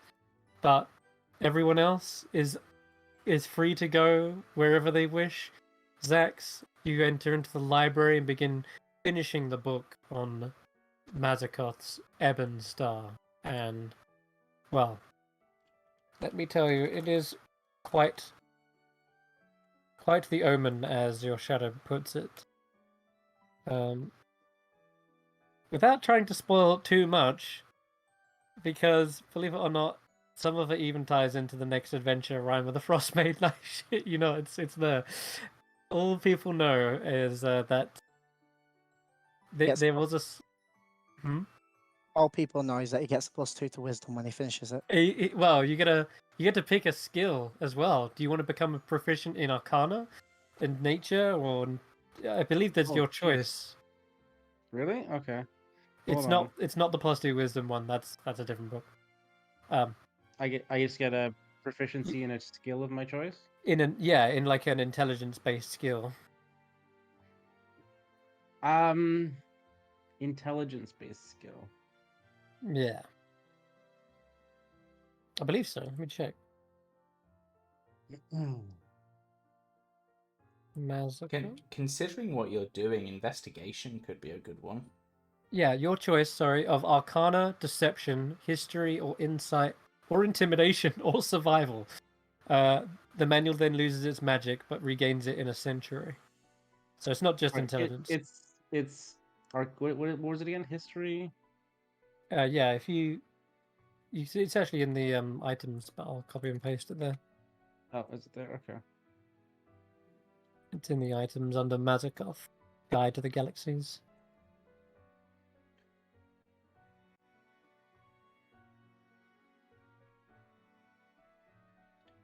But Arcana, deception, history, insight. I'm gonna go because as a dragon, I have a +12 to Arcana, so I'm gonna go history very good. You learn about. because Okay. I have options in either form then. History then. I'll tie it into history in that the swirling starfield that represents the cosmos as it was known to an ancient civilization called the Netherese. They are the ones who first found this, and they say it represents a foreboding sense of doom. It's like a strange phenomenon, a dark star in a position where no known star exists today. And they say to like witness the star is to become almost maddeningly obsessed with it. And you can almost feel as though it is obsessed right back. It's like when you stare into the void stares back at you. The ebon star feels like you're is looking at you, and so you therefore kind of feel like the sensation to seek it out. And there is actually an infamous play as well, maybe one that Tarquin wants to play in the new theater, but it talks about the actual the Ebon Star. I can't go into crazy amounts of detail about it. Perhaps I'll I'll tell you a bit about it in the after credits scene. But just know that some people think that it's not just a star, but that it's an entity. Other people think that it's a place, like a city that's lost beyond the veil. Others say that it is some sort of soul of some sort of long dead creature.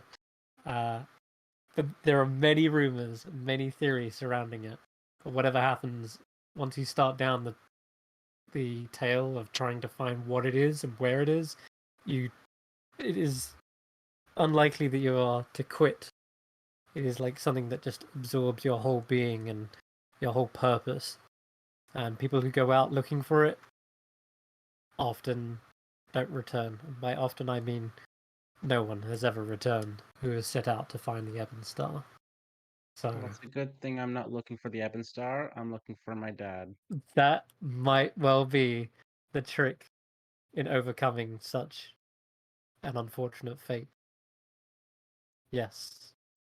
Rather than seeking it out in terms of your own obsession, you're going there on a wholesome reason.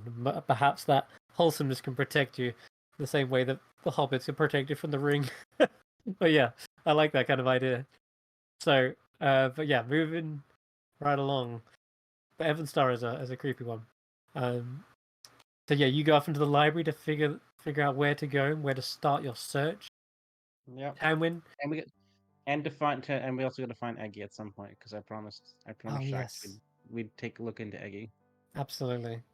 I told you, you can come and visit him whenever you want. Okay, so we'll have I'll to do pick you that up right now. just to be sure. Just to be sure. Wow. I we've don't know why these ridiculous rumors get started. Well, it's we have to go visit his grave, right? That's what it is. Oh god. no, Oh, it's not. you It's know, not a grave. They've got a taxidermy version of him as a scarecrow at the farm. Oh Jesus! or it may be even a worse fate. Eggy may be married, and they've got 6 kids, and he's He'd working be from like dawn he'd be until like dusk. 16. Yeah, he'd be pretty young. I mean, there's nothing stopping you Well, you know, Wow. making a could've married- family that early. His In some first kid, countries. his first kids that he has is sextuplets. Yeah. or he married an older woman with a complete family already.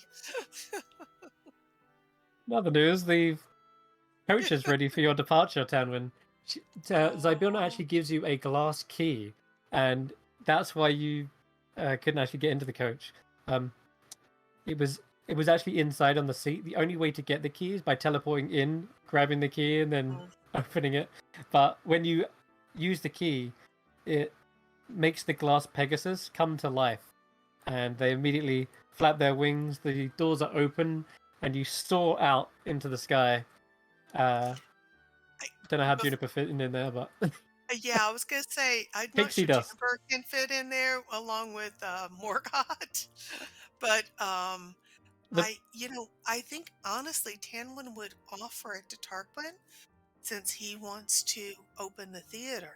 Yes. And That's I would okay. offer it to Tarquin so that, with the caveat that if I ever desperately need it, I get to borrow it. Oh yeah, definitely. Like, yeah. That way he could go and ferry people to the theater, or Well, he could come pick people up, when there's special shows. I will borrow it rather than taking it until Cradlefall is old enough to be able to fly about, like that one dragon that's on the map that seems to have no Yeah. plot relevance. That is going to be Cradlefall eventually. Okay. Zybilna says, "Oh, do you know of that place? I actually designed that home myself. That is a little safe house, far away from the dangers. If any child comes under harm within Prisma, they are magically whisked away to that hotel atop a dragon. Ah, that's cool. Hope that clears up that may little mystery. explain where the children have gone.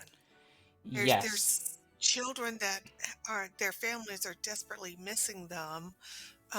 Hey, Juniper, I after will return them to their family." Yeah. Also, you might want to tweak the interpretation of no children to come to harm, because I feel people have manipulated that, such as So Pig with the whole Maypole thing where the children were playing forever and slowly starving to death. That is a bending of the rules that I need to amend. Yeah. Also, when you get back, you might want to deal with the 2 Lamias on your bed if you haven't already. Lamia's? Lamia's on my bed? Yeah. There's a moment where her hair like goes from white to stark black, almost like she reverts back to being Igwilv. She says, Yep. "That bastard's trying to find me." Yeah, they did. Damn it. They did ask for us to bring them one of your books to prove that you were you, but we thought they were with the wizard, but they weren't with the. But The wizard? No. No. They would be with Grazit, yeah, a former friend, we shall say, of mine. but yeah, I just thought I'd mention that. Just something for you to do when you get back. Also, you Yep. might have to officiate another wedding if the things go well with the two giants in your garden. Yep, Tanwen, you come out here. If Tarquin's taking the coach, then you're on foot, and you're And heading out. That's fine because Tanwen would like a long rest at some point, but it's actually better if I'm going to help people. Flying over them and not knowing they're in distress Yeah, is actually not the way to help people.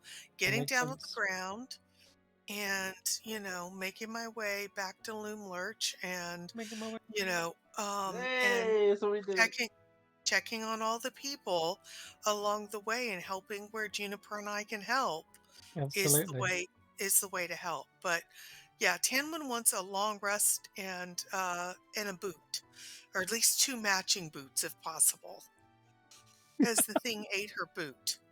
Oh God, it did. Yeah, I'm sure Yes, that can be arranged. A yeah, new boot for Tanwen. yeah. Heck, there actually is slippers. No, there's like boots are flying somewhere in the palace, which I forget. I don't think you found it, but in any case, yes, you are allowed to. I'm happy with just regular old ordinary, not having a barefoot matching boots. So As you come out here, you can see you can see Agdon, no, not Agdon, sorry, Mudlump, and the giant Dumforgale, the two like lovers. So you can see perhaps like them trying to talk to one another. The Mudlump's like, so apparently love is like what Amador is, what honey mead is for me. Which means love is precious and takes lots of time. And love makes feel warm inside, just like honey. So, you wish to be my honey? And Dumforgale is like, you have honey? Oh, Dumforgale love honey. Sure. Here, have some. And like, I guess he like puts down this massive beehive, and they just start to share a massive pot of honey with one another. And they seem to be bonding. It's good. But that's a whole dating sim you don't need to deal with right now. So you can just sort of skirt around that and head down the trail. Chatters is still playing away. Gives you a cheeky wink as you head out of the Palace of Heart's Desire and down into the realm proper, where you begin to fix the problems. There's plumbing to do with what's his face, Elmer. There's places to fix up. Lots of denizens are awaiting the news as well of what happened in the palace, and to learn that their archfey is finally back. And that news lets this sort of wave of joy and adulation go through the realm, and it almost like manifests physically in the realm. Like flowers begin to bloom again, and trees begin to sprout and yawn. Clear skies and a cool breeze in the air for once, instead of the fetid swamps of hither. And so just the change in the mood has brought about a physical change in the environment, and that's something you will come to know intuitively, Tanwen, is how to use the emotions of the Feywild to bring out the best results in nature. And swamps don't always have to be fetid. Wetlands are a very important part of the Absolutely. ecosystem. Oh yeah, the the bullywugs don't want it to dry up by any means. They just don't want stagnant water. They don't want it to be rotten. They understand some change needs to be in place. Mhm. Absolutely. And then Rodolfo, you are gonna head off back to the material plane. Back to the I material take it. plane, yeah. Well, Back home. Zyvilna has got a little stop off for you to deliver the letter. And so she says, I can take you to a place to deliver the letter. It's known as Glen Alen, where Falconer is going. Ah, well, Faulkner, if you would not mind some company, perhaps we can go together. Oh, trust me, you're gonna love the land of dreams. Oh, hi. Oh, boy. Oh, that makes me think this is going to be a very There's a whole thing. interesting trip. We'll get onto that in a minute, actually. I think we'll go back to, there's so many things. So Tarquin, you take the coach, you fly off to Yon, Yep. back to Motherhorn, go back to Is prison. it still raining in Yawn? Hope not. No, I said clear skies, didn't I? Oh, The well, news of Zybilna's freedom has brought about clear skies. So you swoop down into Motherhorn, Glister and Gleam begin making arrangements. They're probably like putting on overalls, ready to give everything a new lick of paint. And the other actors there who were under the geas of Endelin, they feel like their head's been cleared. They're no longer under this horrible pressure to stay and be prisoners. But now with a new person in charge, they're absolutely reinvigorated and more than happy to start a brand new stage. One that isn't just giving tragedies, but like you said, a whole array of different arts and performances. Anything you'd like to add to Motherhorn? Anything you'd like to start on?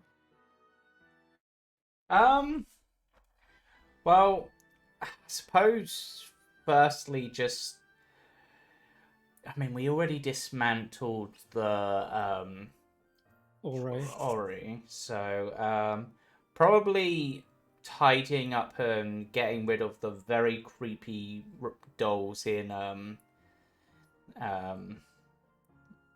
room. Oh yeah.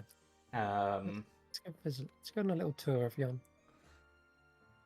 Yeah, and honestly, just doing a general tidy up and removing the things that are obviously influences of her and not so much natural things that being necessary for the theatre. Absolutely. You might revisit the Correds, who... Yep. You're delivering the news to them. They are elated. They begin their Corred dance once again. I will join in. Which... Because I was taught it. You was, and it actually came in handy Yep. to freeing Bloody Beak. Hey, there's the Corred dance again. Yeah. Awesome. The Briganox also join in. Why not? They seem to have all made friends. Yep. And the Briganox are also eager to help build whatever contraptions you want to make the stage anew. Yep. I'm going to new use wonder. the Briganox for their tinkering and the rest for their sculpting because honestly, I feel Motherhorn looks like quite a daunting place from a distance. So I want to make it inviting. Absolutely. And while we're at it, the Greyhawk Mummers also are eager to find a new stage to perform. Oh, excellent. Are they still are they still cursed or are they? Yeah, they are. I'm sure I can find use for Paratons. Yeah, maybe they like their new form. Yeah. Fenia is also here and reunited with their parents, and they're sharing a moment, sobbing their eyes out, and the mother comes up to you. I forget her name, but she thanks you once again for resurrecting her husband who died after being possessed Yep. by a horrible Nilbog. Nilbog. Yep. Speaking of, you're not sure if he's possessed someone else in the cast, but I mean, it's hard to pick up. we broke the staff, didn't we? Or threw it off the edge or That's something. So true. I think we should be fine. Okay. If anyone starts acting odd, I'm just gonna lock them up for a bit, and then they can. Yeah, you do have a dungeon there. Yeah. Awesome. All right. Hmm. Let's go on a little tour back to Thither. Why not? When you return to Nib's cave to report the news, Nib has almost like got through all of his gold at this point. There's probably some still left, but you like to think that he's probably nearly repaid his life of mising and ripping people off. Wayward Paul, sadly, you have to give some bittersweet news to Lamorna and tell her that, yes, she has been freed, Zybelna, but your mate is still out there. Still in Gehenna, most likely. And though she is saddened by this news, she is confident that someday she will be reunited. Someone pure of heart will go and finish off those hags and return their mate to them. The floating isles have settled down. The war between the pixies and sprites seem to have been abated thanks to your negotiations and making sure they swap out between seasons who gets to own the floating isles. Little Oak is still stomping its way through the forest, but perhaps they help clean up Loomlurch as well. And any other children that find their way lost in Thither often find their way to the Getaway Gang, and they become part of the Lost Boys, effectively. We'll come back to Fable Rise, because Fable Rise is packing up shop.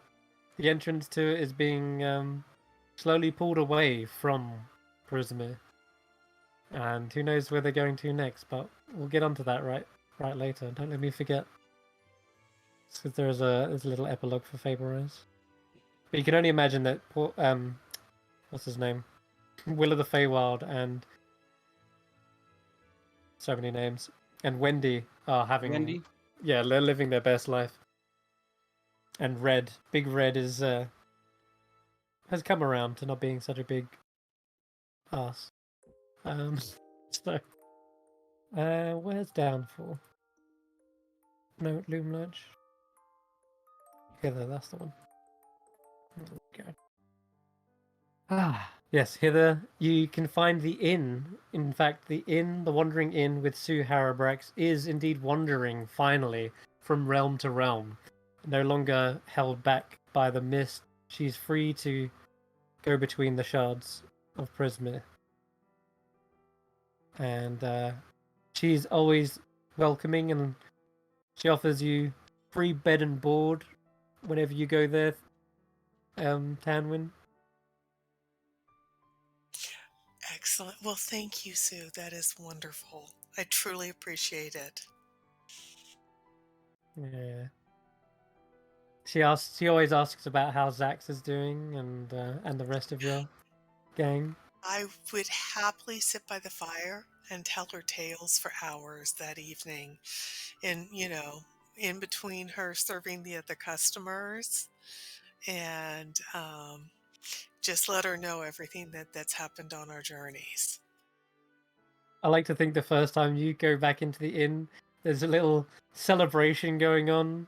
Everyone's got like steins in the air, cheersing the return of Zybelna. So you find Elmer, Jingle Jangle, and even Ufgunk, the little bullywug, the blue bullywug, is there, and they're all clinking glasses. And you know what?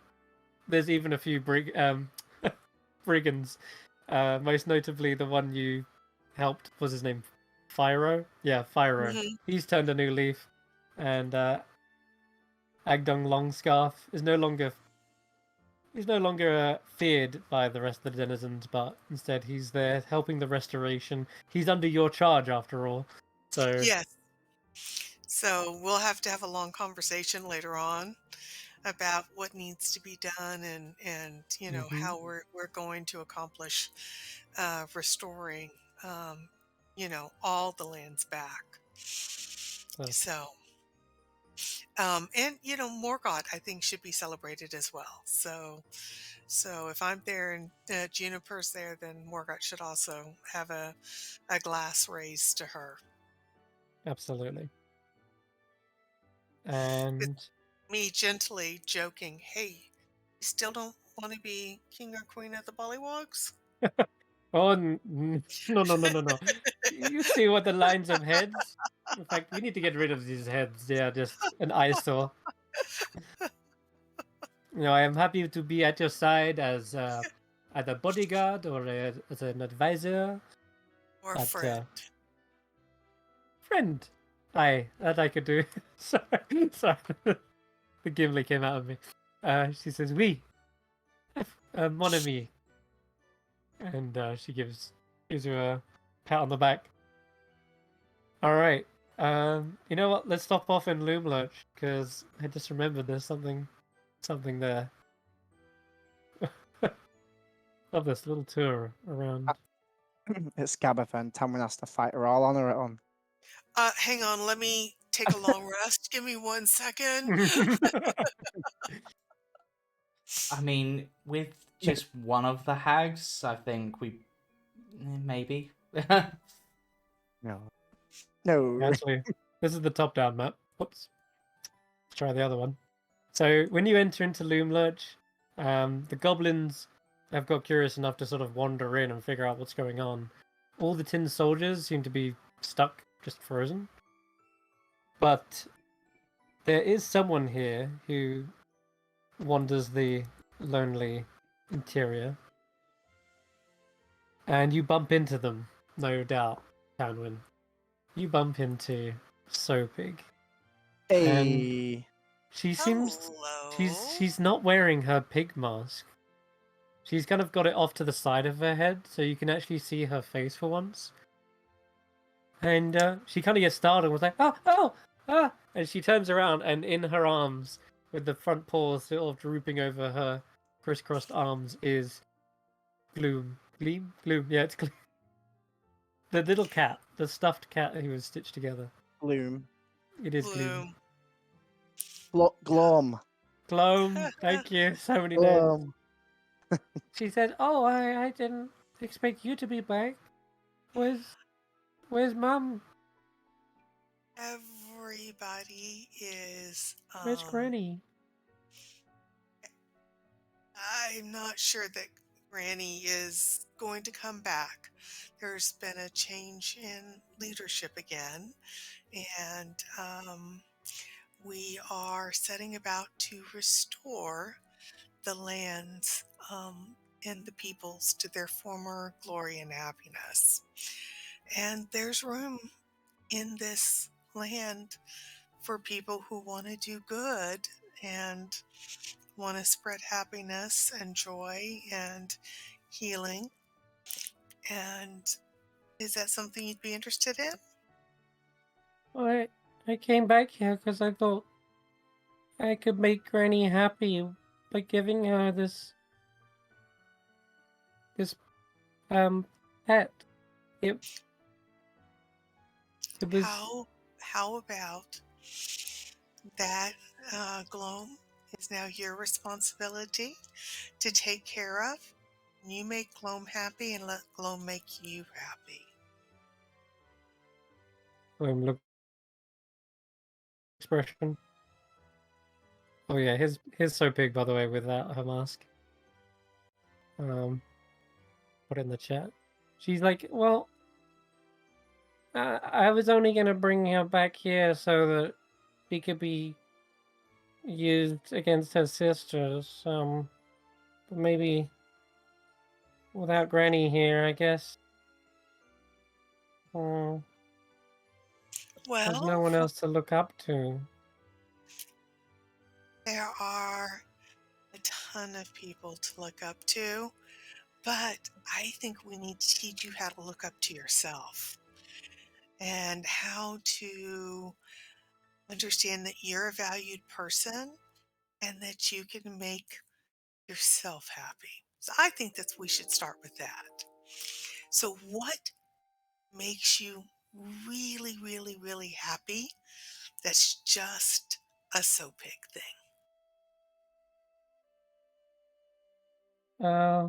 I used to like causing mischief and stealing people's faces, but I only did that to gain kind of favor of Granny. I liked creeping Well, people out. let's channel that in a different way. Maybe, maybe you could run the puppet shows that used to be outside. Um, and that way you get to play lots of different characters. And the mischief you make brings joy to people. It makes them laugh. Hmm. Maybe So, maybe if, Gloom could be one of the puppets too. oh, that's a great idea. We could tie pretend strings onto Gloam's back and make people think that Gloam's a puppet, but Gloam's all is her own being. That would be funny. The sad cat expression, just like, oh no, what are they gonna do to me? Um, And poor Gloom. you could dress Gloam in different costumes. Maybe Gloam could have a cape, or even a hat. And Maybe. Could I do these puppet shows at the carnival I too? I cannot speak for the carnival owners, but I I I liked it think at the carnival. and I think that if that is where you are happiest and you can promise to be good, um, or at least not hurt people, then I think we could send you back to the carnival. Okay. Let me just go get my lollipop. She goes and gets her things. And of course, you'll need to go to one of the fairy rings to send her back. But Okay, I I think can that's take a her to fitting. I can take her to a fairy ring. It's a +2 lollipop, you know. It is. Well, what's it a +2 to? Taste. And she licks it. Oh, that's a good +2. There are a lot of +2s that are just okay, but that's a good one. Um, there's a bit of dried blood on the lollipop. Who knows how that got there? But in any case, Sophie is sent back to the carnival, and she can actually mill around without much of a difference because, of course, she was supposed to be there originally anyway. But Gloam, I want to know. I wonder how Gloam gets back into Nox's hands. Likely, Nox probably goes to revisit the carnival at some point, and then finds Gloam. It's the only thing I can think of. Oh, you don't think that my festival will be reaching out to the carnival to set up shop next to it Right. now and then? That's a good one. Good call. So, speaking of the carnival, the where is the carnival music? Sibylna returns, makes good on her promise to fix the Diana Cloffington. She is overcome with emotion at being reunited with her warhorse, and she promptly decides to leave the carnival. She was only here due to having made a deal, but she gets on Saddleback and rides off into the horizon, and yeah, she's free to do whatever she wishes now. Did she take us with her, or are we in Dreamland? Which way did we go? Oh, you guys would have been sent off to, yeah, outside of the Feywild Okay, into Glen Elendra. So yeah, cool. Kettlesteam is also reunited with Zybylna, who Kettlesteam is also. Zybylna is also Kettlesteam's patron. So that's a whole thing. She also meets back up with the carnival owners and tells them the whole news. There's a whole side story that we didn't actually explore to do with how Zybiona got the carnival for them and the other carnival. Yes, there's a shadow carnival that they traded. But we won't. That's for another Oh, time, I yeah. think. We learned about Yeah. that. Mm-hmm. But the owner of the shadow carnival seems to be someone that Zybiona cares for and is asking about. And but that's a whole side story I didn't even dip my toes into because I just didn't feel like there was room for it, sadly. But Delagrand is also here with Star. Star is reunited with their mother. No. One little look at Delagrand. And Hurley and Burley are happy. Hurley and Burley are side by side once again, and you can hear them chuckling with a big Burley laugh about some sort of joke that they're talking about, or maybe it's something grim like Hurley saying, "I nearly died. I had to reattach my shadow, but I'm still here, still in one piece." And Burley's like, "You shouldn't laugh about that. I was worried and sick about you." And yeah, they're embracing some brotherly antics and bond. Well, the carnival. We zoom out from that as we head back into the Feywild proper, because I believe did you want to take over the reins, Jamey, and tell us what's happening with Rodolfo and Well, I guess Faulkner? we'd first make the stop, drop off the letter. Mm-hmm. So it's up to Rodolfo as to what they would want to do in terms of that. No, they don't know what the hell that you're talking about yet. Do you want me to describe it? Sure. Visiting Queen Una. So, Glen Alendra it's this beautiful grove filled with what are they called? Blue flower that hangs, bluebells. That's the one. Hundreds of bluebells, but it's also built around the base of this massive tree, known as the. Oh God, James. Jamey even. What? Baradu? No. Bruadar. Bruadar, thank you. Bruadar is known as the dream within the dream. It is a way to connect people into a dream within the Feywild. It's all very strange. Don't need to worry about how it all works, but just know that Queen Una there is this queen of the fairies, and she is able to connect you into a seed pod that's on one of the branches. And when you go to sleep in it, you enter into this dream. And almost anything is possible there. Like, if you can imagine it, it sort of happens. But you're there to deliver a letter, which is very easy to do. You can simply imagine your patron before you and hand it over to them. And I imagine he is not best pleased initially, but then I imagine that a slow grin begins to spread over their infernal face. Cracks of fire on their cheeks stretch as you can see that they are seemingly buying into this bet. And they say, "Ah, yes. I'll find just the right candidate for this little bet." I'm sure you think you're very smart, Rodolfo. Well, it's not about me. It's between yourself and Sibylla. She's the one who sets the terms of this agreement, and I profit either way. So, what would you do if you were in my place? I wouldn't turn down a business opportunity. This is too good Maybe, to be yeah. true, though. Almost as if this is some sort of trap. Mais no, she. What can I say? She is an optimist. She is different from you and I, who understand how the world works. She believes she can do this.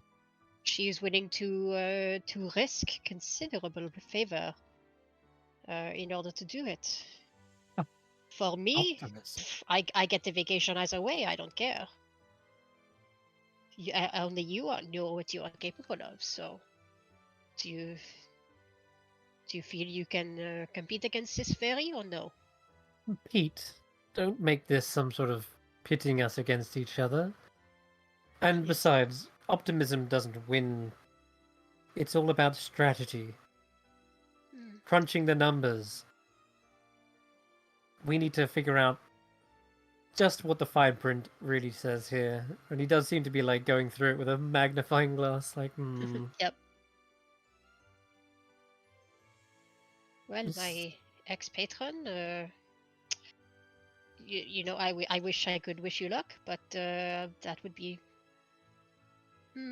suboptimal for my own business. So I would say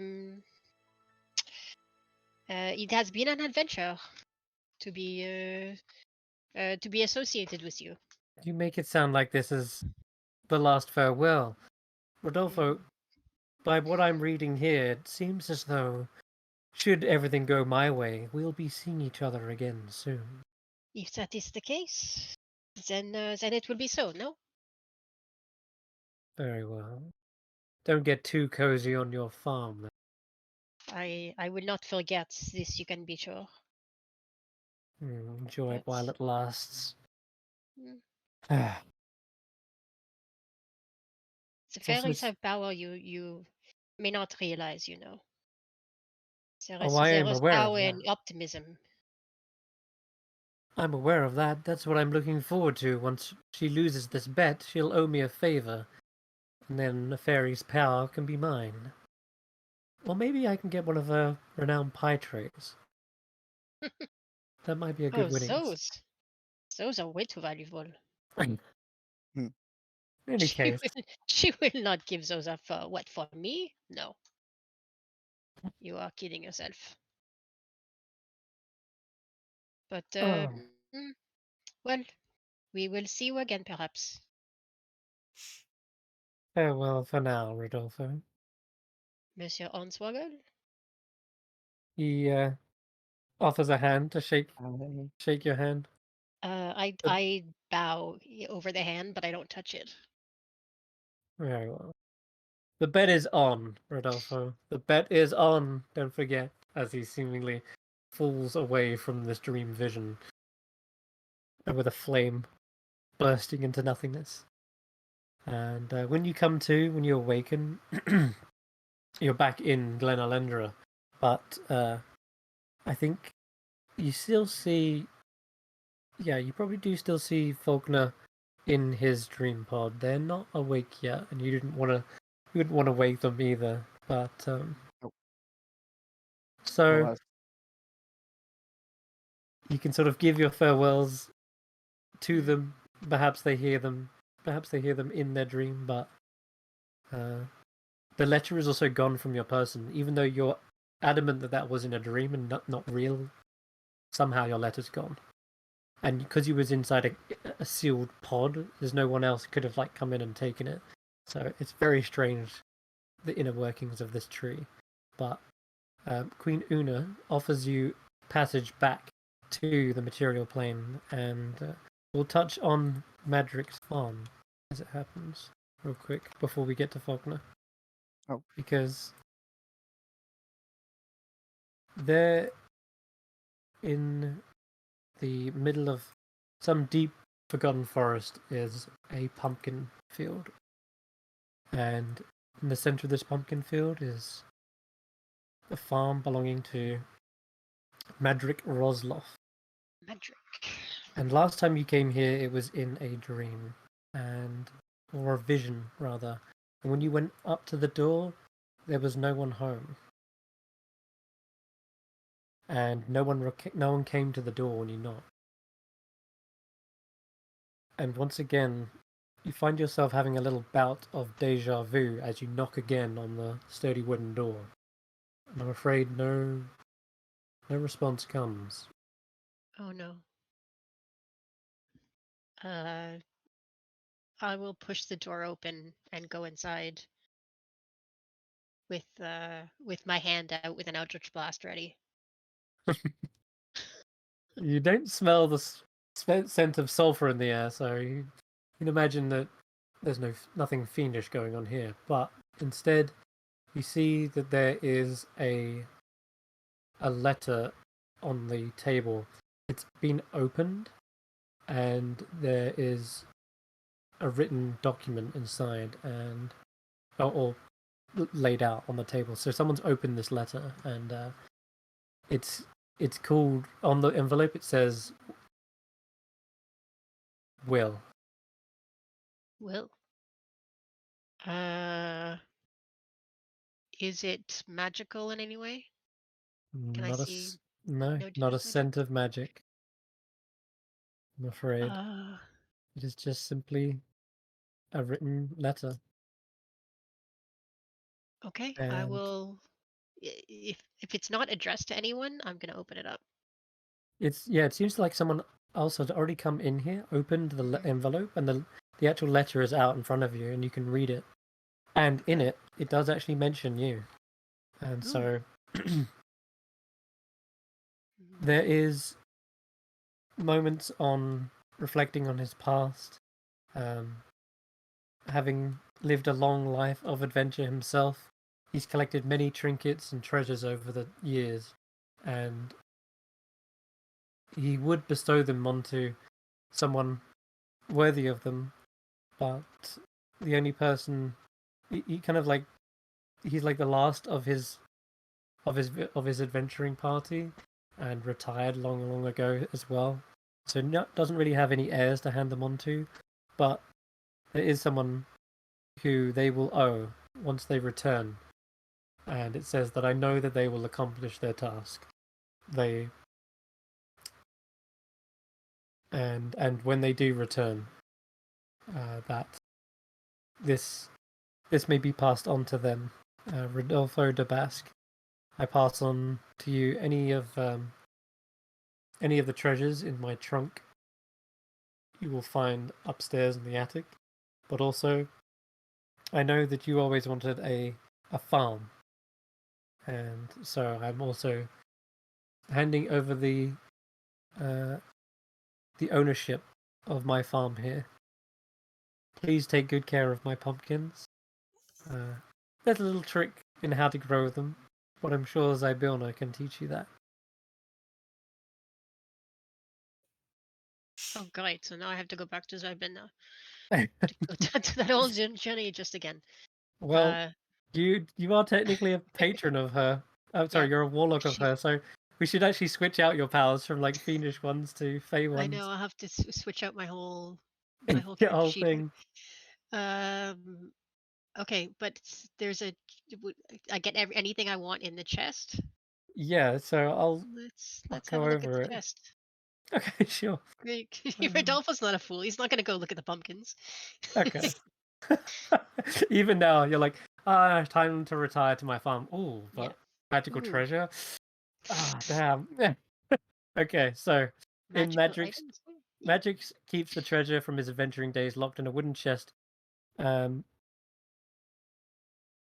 the key. There's a key in the bottom of the envelope, and the head of which is made of stained glass and shaped like a violet fairy dragon. So it's like Sir Talavar with stained glass windows. Great. And you can see the key does give off magic, and it flutters to life and begins flying off in the direction of it. It actually isn't in the attic. That's just a mislead to make sure that someone doesn't get the wrong one. But it seems as though the key recognizes your presence, and it does lead you outside across the farm. So you do have to go past the pumpkins after all. The true treasure is hidden amongst them, buried in his farm, in a secret location, far from his modest dwelling. And when you come to it, you're gonna have to get out an old shovel, because it's buried deep beneath the soil. But inside, when you finally get to the chest, when you hit it, dunk, there is inside a bag of beans. Okay. So now you can grow your own farm with whatever these are. Okay. Yeah. There's a cloak of displacement. Yes. Nice. There's a suit of +2 leather armor. Pretty fancy looking, I'm gonna say as well. It's probably got like Fey motifs about it as well. And you can probably come up with any idea and design for you like whatever you like. And there is also a +2 wand of the Pact Keeper. So it's a warlock wand which allows you to increase your DCs and your spell attacks. It's like the warlock's must have almost. There's also a silk bag containing 8 500 gold piece gemstones. That Oh oddly, my god! they oddly look like the gemstones that you gained The from. tiger eye. Yeah, No. no. You remember the gemstones that were inside the Dretch's bodies? Yes. Yes, I do. They kind of all look like they're of the same colors. They don't have a Z etched into them.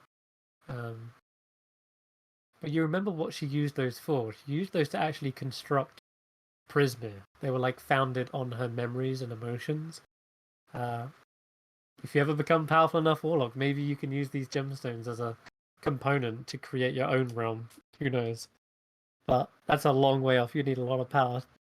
And there are no, that's about it actually. I think. Oh no, the deed. There's a letter with the deed in it. So it's stamped with the official. Oh my god, there's 2 letters. 3. Okay, I'm just gonna read this off because I can't remember. This is like session 1 stuff. The letter is stamped with an official wax seal of a fairly large settlement. My bad. Oh, this would be Kester. And it reads, the bearer of this letter is entitled to a favor in exchange for services previously rendered of a heroic nature. This letter can be presented to the settlement's leader or leaders, so Kester's leader, who would then grant this letter's bearer a favor. This favor can take the form of free room and board for up to a year, the gift of a small estate, or a parcel of land. An audience with someone great of influence, such as a king or queen, or some other benefit of your choosing. Ooh, okay. So even now you're getting favors. Just can't escape them. Letter 2 is Favors for favors. It's a similar text to the first letter, as well as the symbol of.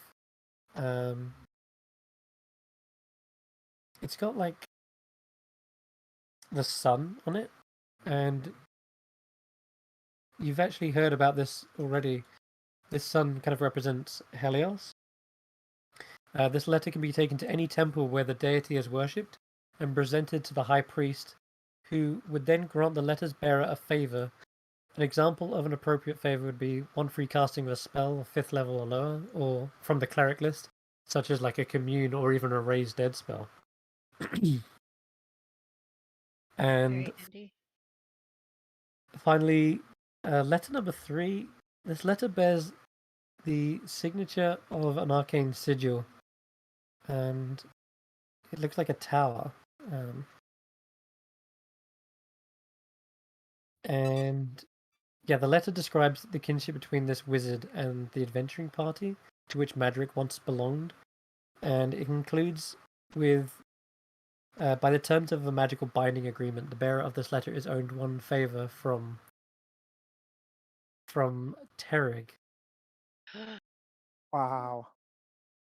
Or in the event of their untimely demise, 1 of Terrig's devoted apprentices. Although, yeah, not known where Terrig is, but this letter could be presented to them, or 1 of their apprentices who might be able to locate them. But yeah, they could brew a rare potion, they could scribe a powerful scroll, or they could even loan a spell book. But yeah. And yeah, seems as though unfortunately Madrick passed away before you were able to return from your Feywild excursion. But they did not leave you empty-handed, and seems they trust you. almost worth all the pain and injury and time away and fright and the loss of my gorgeous hair as he fingers the gray hair that didn't used to be there. uh, Yeah, all this yeah. time, Rodolfo, you thought you were doing this free of charge, right? You thought this was just to What is please this? your patron, but it seems someone is looking out for you. A former older warlock had your back and has made sure that you've been paid dividends for your efforts. Does this mean now that I have to pay this forward to another young man? If magic were alive. Well, the time will come for that. As a suitable candidate will present himself if such is the case. In the meantime, haha, pumpkins. Yeah. And he's gonna scoop up everything and kind of look around the house. He's gonna open up all the drawers and poke around, open all the just look around the house carefully and lock it up before heading back to his home farm. And it's like, Alrighty. I come back. I will set a steward for the pumpkins. We will figure out how to grow them. But in the meantime, I have my own farm to look after. And yeah, I had head back down the road. He came back. He came Very from good. so long ago. Yeah, Very good. Okay. finally satisfied. With a wand in hand and a new Mm-hmm. fancy cloak and a bag of beans A jingling at your bag, side. a bag of letters, and a bag of beans that he keeps fondling like they're like it's a Twitch toy. Yeah. You're like, ooh, Yeah. wonder what one I to wonder what plant first. wonder what this one does. Yeah. Awesome. I like that. Okay. Now we'll get to Faulkner. Sorry. Go on.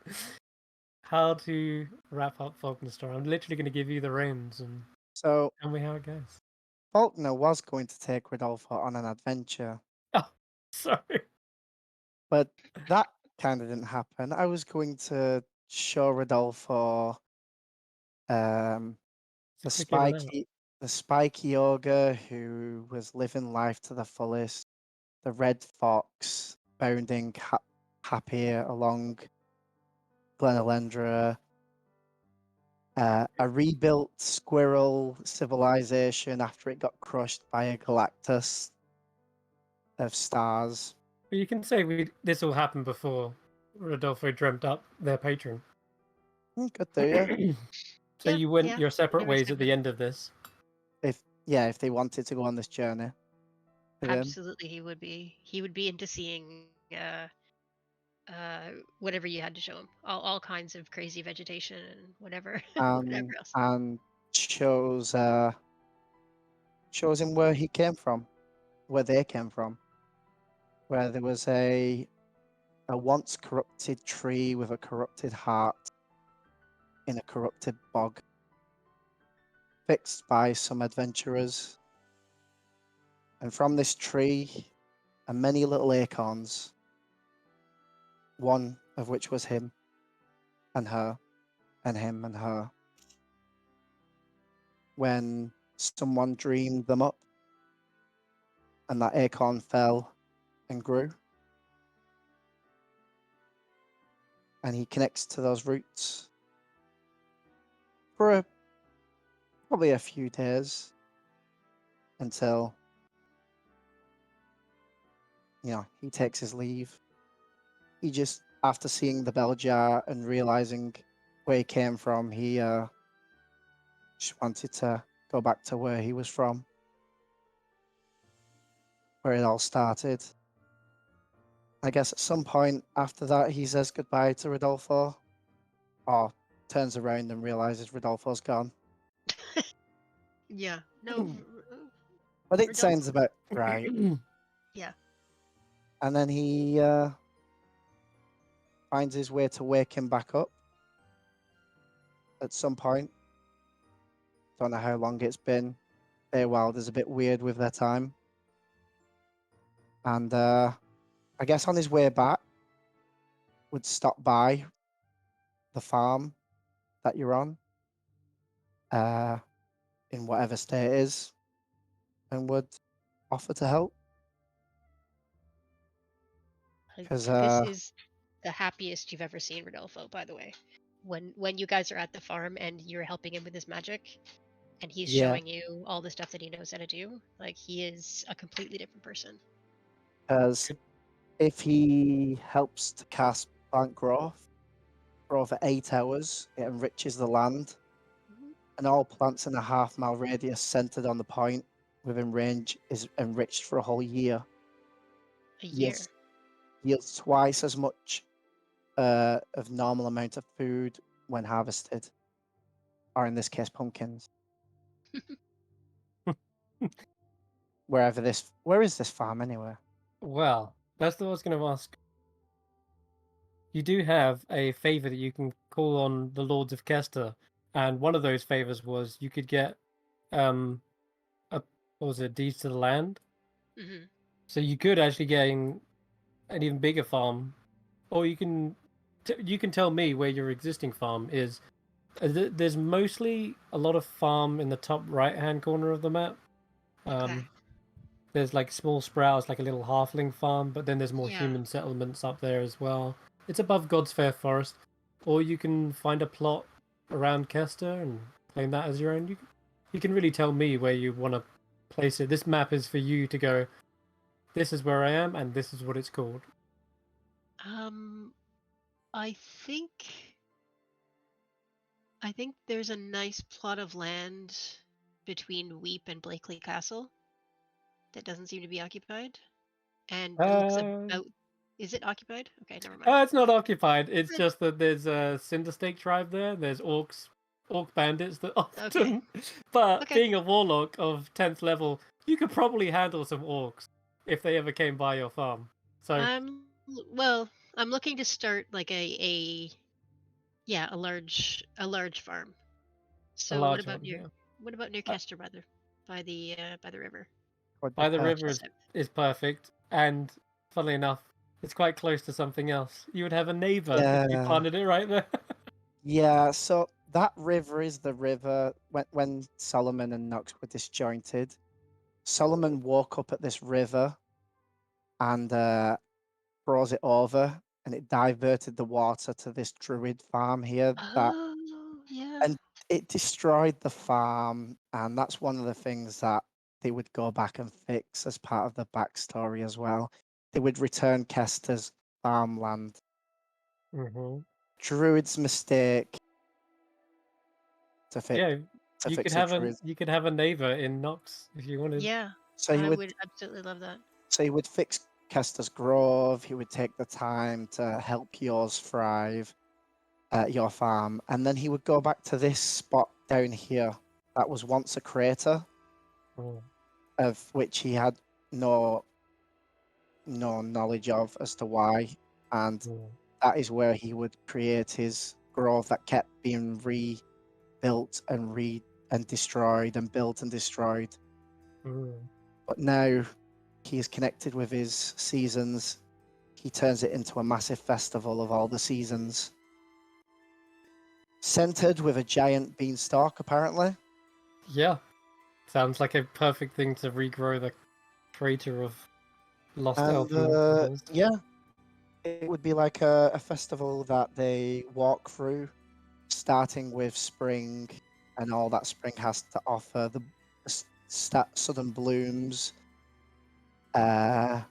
just a nice chill time to frolic, and going on to like cornfields and stuff as well, and then going on to summer with like the big sunflowers, just everything that Helia can provide.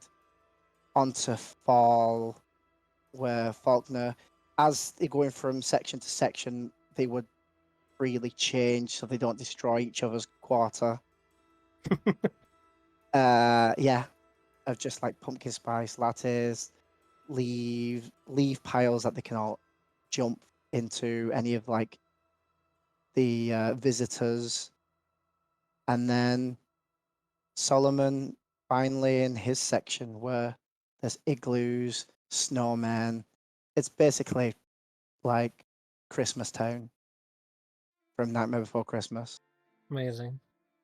And yeah, any of them can visit. He goes to visit them over time.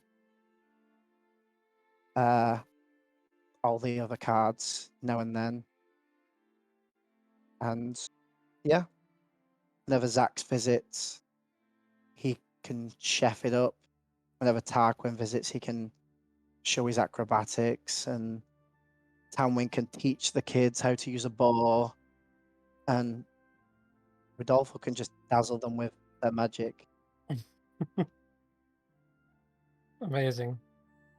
Yeah, I like to think this is once the crater, almost pictured just like the place of peace in Faulkner's dream, like Faulkner's own domain of delight. That's just 1/4 of it. And over time, you have to dispel the masks one by one. These denizens pop out. Most Yes. of them are goblins. That But is you, something. over a month's work, you finally dispel the last, or remove the curse of the last mask, and now you've got like workers for the fields and helpers for the festival. People begin making their own little settlements and farms, and yeah, it becomes like a whole festival they're more than happy to help you with because you help free them. And he, at one point, the cards all come together where every one of them happens to be there. And an artist draws a picture of them at the front of the festival, all happy, and it looks exactly like it did in the mirror, Aww. There is which was his one. heart's desire. Yeah. That is beautiful. You're waiting though. I imagine everyone turns up and arrives, and you're just waiting on one person who doesn't seem to be quite here. Because a couple of years go by, maybe more, where Xaxx, no one hears from Xaxx, as he is soaring an endless sea of Aw. stars, reaching further and further into the void. There feels like just an endless expanse before you, Xaxx, and your first plunge into the sea of stars is not fruitful. Place is, like I say, a void. It is a cold emptiness with no reminders of home, just bleak expanse and no sign of this ebon star. And at least you still have your shadow by your side, so you're not completely alone. But it takes you many years to find your way in this inky darkness. There are perhaps leads that you gain, that you follow, but they always end up either being false or misdirections that, or just rumors that just seem to have no substance to them.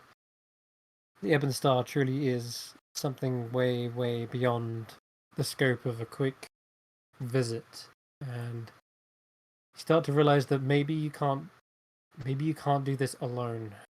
Perhaps if your friends were willing, they could aid you in the search for the Ebon Star, but it would be a great undertaking, and it wouldn't be something you would ask them lightly. In any case, it gets to the point, Xaxx, where you are missing your friends so much that you just want to see them anyway, even if they do say no, even if they do decline. It would be still a great joy to see their faces again. And you did promise to return to Solomon's dream of a festival with everyone together, and so you're forced back from the void, and you fly your way back. Takes many years again to fly all the way back where you came, and I imagine after some incredibly long, expansive time, you do finally return. And also wanted to touch base on the fact that you probably would have met up with your former priestess. What was her name? Sister Mariel, I think. Demariel. And did you want to play out a moment with her, or? I think that while everybody else is doing their initial things and getting things set up before I head out for Right. the deep stars, I Yeah. do stop off and have a long chat with her over lunch and some pie um to sort of fill her in on what's been happening, to let her know what's happened with Eos, um, and that we need to part of the ongoing mission will be to help her regain herself, um, and just sort of go over that and make sure that she knows that everything's okay and that faith is still important there. Probably also a sense of understanding from her, and that she tells you that she's been tracking your progress. Each like fragment of moonstone that you connected, she sensed that, and it sort of sent back down the line to her. And she almost felt it when you sort of discovered it yourself. She almost saw that same interaction, and she is overjoyed that now she knows your deity's name. And together they continue the work. Continue the work to find these moonstone shrines and connect them all together, connect the dots such that this web of memories can be pieced back together. And perhaps in some distant future, you've got this ambition to actually put back the moon physically together, which sounds like the work of an ancient amethyst dragon who could levitate giant rocks and gemstones. I mean, that sounds to me like something an amethyst dragon could do. They have. It's a lofty goal, and I need to be very powerful to do it. So, Mm-hmm. I think it fits for both of us. Um, what we'd like to have, yeah. Awesome. But I'd sorry. also like to stop in. I guess it'd be so I need to head to the festival, but I'm gonna stop in and I'm gonna pick up on my way back Sister Marielle and my good friend Wesley Young, who was with me for those 8 years, in Bye-bye. between the initial carnival cards and more recent times, and bring them both to the festival. And so as I don't know how as people are gathering and getting ready for the day, um, you see a large shadow sort of overcome and full on dragon comes swooping down with both Oh, of them, in turn, dropping them off and then shifting back into um, Xaxx form, more the humanoid Xaxx form, so he can fit into the stalls and everything and and I start cooking. imagine you've got a tray full of pies ready to join in. I've got pies on pies on pies ready to go already.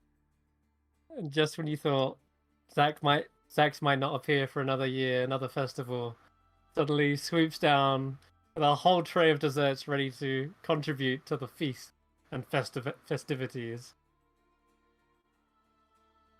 How did everyone react? Xaxx! Oh my god, Xaxx! You don't look Ye- any different at all. I'm so glad you're back. Did you do it?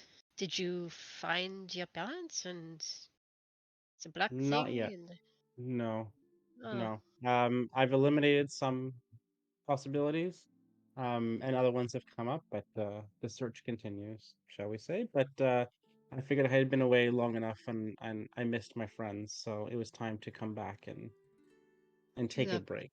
you have been away Uh, for too long. Nox has missed you. We've all missed you. yeah, we've all missed you. But our aim's Hello, improving. Crone.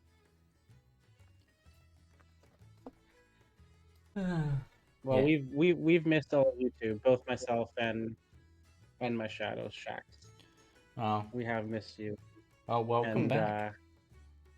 Are you and Yeah, we- Xaxx getting along better?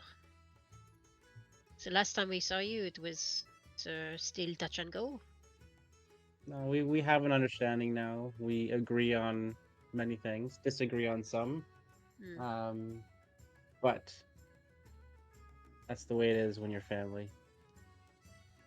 That is true. That is very, very, very true.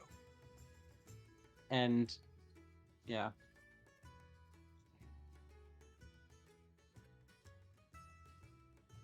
And how long will you stay with us?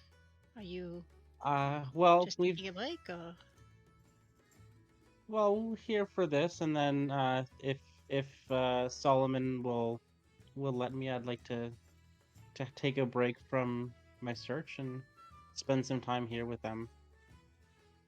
Yep, that's fine by me. Hey, um, we have spent years getting everything back together, and things are really going well back in Yeah. Hither, Thither, and Yon. And when you're ready to leave again, let me know. I'm happy to go with you on your hunt for your parents. Well, that Oh. does bring up a question that I have. Could take a long time, but Oh. if any of you would like to join me, the invitation is open. Just know it will take you away for years from whatever your responsibilities or people are here. So Hmm. I'm not sure Well, I can afford to be that time away. But I will give you what aid I can. Come see me, and you can take what magical items you need for your journey. But I I'll have accept ooh, people that. that I am responsible for. ooh, No, that's trinkets. perfectly fine. Yay, magic trinkets. And on loan only, but on loan, yes. I want them back. Just Deal. remembered something else. Rodol- Nearly forgot.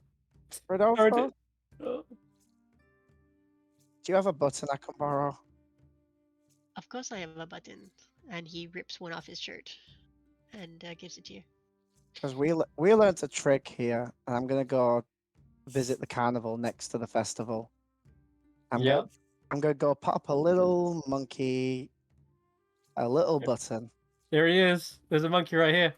Yep. Aww. I'm gonna go give that monkey. Eh, I'm gonna go give that monkey that button because both Tarquin and who was it spoke of getting a second chance. Yeah, you never did you? If we're going on an adventure, Xaxx, I need to be prepared this time.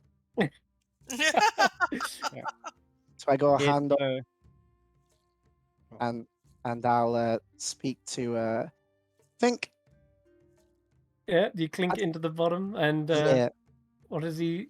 I forget what he says, but something about buttons and smiles, and he begins to turn the little calliope, and once again it sings Yankee Doodle. yeah.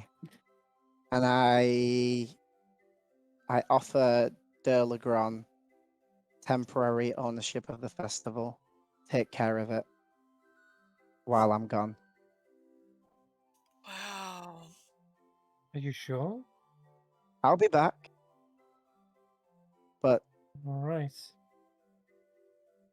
I mean, Is- you took care of us when we first found our way in the festival. So I into the carnival. I'm sure I can trust you to take care of the festival. I'll do my best. And remember, any kid ends up in here without paying the ticket, they owe their life. No, I'm kidding. They owe not a single thing. Maybe they can just help around the festival. You No got kid it. should lose anything for a simple mistake. we're not leaving for like at least like a month or so. So like Oh no, but I we got have things some to stuff like that. set up. Okay. But yeah, spend another month here. Got it. I'm just placing every single NPC down. I've noticed you And do there's this, so many. but I am ready for another journey. After Madrix. Who are Madrix these up, people? Madrix up at the top, many like as a years? force ghost, looking out and looking over it. yeah, but how many years would this have been? Probably another 8 years I want to say 8 years you lost Oh, to is the that- void. before Xaxx comes back. Mm-hmm. Absolutely, yeah. Xaxx, are there any preparations we need to make for going into here? What type of Well, weapons do we take with us? I mean, do we need? We obviously don't need to take food with your pie plate, but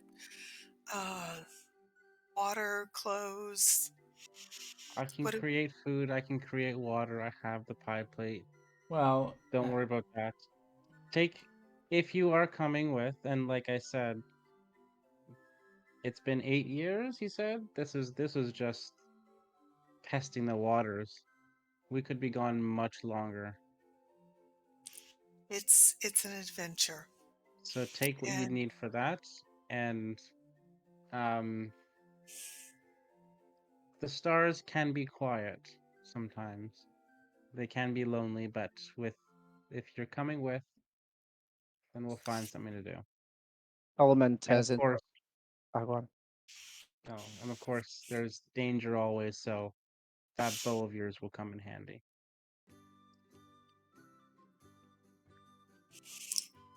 But first, we feast! Shouts Yeah. Octavian. Octavian is here. Great festival, by the way, Solomon. Yeah. And you can see he's got a big smile on his face for the first time, and he's playing this flute right now. He's playing this music. He's got a brand new flute.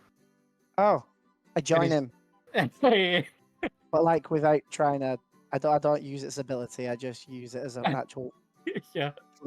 Just scare everyone. They're like, oh god. Will of the Feywild is somehow here as well. Yeah, I just placed as many as I can. everybody gets invites to join the festival whenever they want. Yep, even Bloody Beak. Even Juniper and, Zygon. I imagine Juniper and Bloody Beak are like sharing this big bowl of like, giblets, whatever. Yeah, I turn into an owl at one point, and then I'm saddened because You're not as big. I'm not as big. But I join as a giant owl. Diana Cloppington somehow. There's Little Oak and the Getaway Gang. There's loads of other goblins. Jingle Jangle, Chucklehead, Keg, little the Pony Keg, Wow. and Just somehow they everybody. made it. All the And- wonderful NPCs that this adventure has introduced you to. And of Well- course, Fulton is the one that sent out all the invitations, so he literally invited everybody. Well, Yeah. I suppose Keg and at least a few of the people could be here because Tarquin would have brought them when he came to visit because they would be associated with the Carnival Cards Coliseum of Comedy. Of course. That's a fair point, Tarquin. What's your input on going on another adventure? Well, I suppose I could leave things up to the mummers to run for a little while, and they've really got into it, and some of the goblins have been outputting some really good plays. I could step away for a little bit, but in regards to that, if you're willing to take a quick detour to the theatre, then the Briganox might be able to whip up some technological devices to help you on it, because they're getting quite good at that. They're going to create the weather light for you to sail this astral sea. Yes. That would be hilarious. It's kind of almost like what an ornithopter is already. Yep. That'd be amazing. Well, I think with the prospect of a new adventure, which is of course way beyond the scope of Wild Beyond the Witchlight, but something that sounds grand and very dangerous. I think we'll have to close on that chapter. But There is one more thing that I would like to do, and that is y'all see walking into the festival an owlbear with a baby owlbear, and it walks up to Juniper. Yes. And y'all meet the rest of the family and Juniper's baby. oh my Yes. goodness, Juniper's got babies. Juniper's got a Baby baby. And so a baby owlbear ends. This began and ends with a baby owlbear. Oh, That's so nice. too much. I need to find it. Where is it? Oh yeah, here it is. I found the artwork for Baby Juniper. The one thing that captured everyone's hearts at the start. Where is it?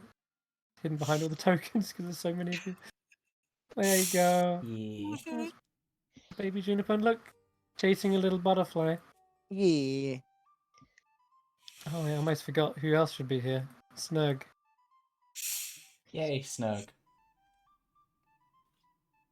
I'm sure he's somewhere. I found 2 etiquettes. One of them Snug. But wow. With that, the festival, the final shot, the picture, Xaxx swooping in with a tray of pies, Juniper, little baby appearing, and everyone's melting over them.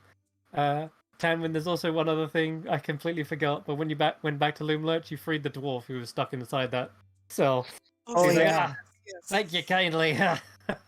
name's Elkhorn, by the way. He turns up to the festival too, but don't worry about him.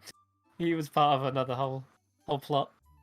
But yeah, we zoom out. Maybe one day they'll go back to Gehenna. Maybe that's the witch hunters. Maybe they seek out the Ebon Star. Whatever fate is in store for the Carnival cards, we will have to find out in another story. And as we see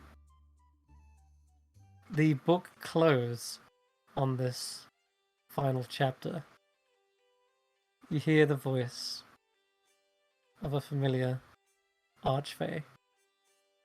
And that's where our story comes to a close, says Jan Spinner. The end. Oh. As we see the spidery archway shut the book, and on the front cover it says the Carnival cards. And he looks around the grove of critters. There's a little white rabbit listening this time. There's a baby owlbear with a dragonfly perched on top of its head. And this is all under the boughs of a rather large oak tree as well. This seems to be like a new location that Jan Spinner has set up, the Fable Rise realm. And there's little acorns dangling over little story time. And there's a little red cardinal sitting on a close branch nearby, listening in as well. And the critters begin going their separate ways, one by one. And Jan Spinner calls out to them. He says, "Thanks for stopping by. Come back again if you would like to hear another story about a cold, unforgiving land and the heroes who prevail against its perils. In Rime of the Frost Maiden." Round of applause for everyone. Thank you very much, guys, for playing The Wild Beyond the Witchlight. You guys have been fantastic players. I could not have asked for better players. You captured the whimsy and emotion of the Feywild better than anything I could have imagined. And so thank you all for coming along with this journey.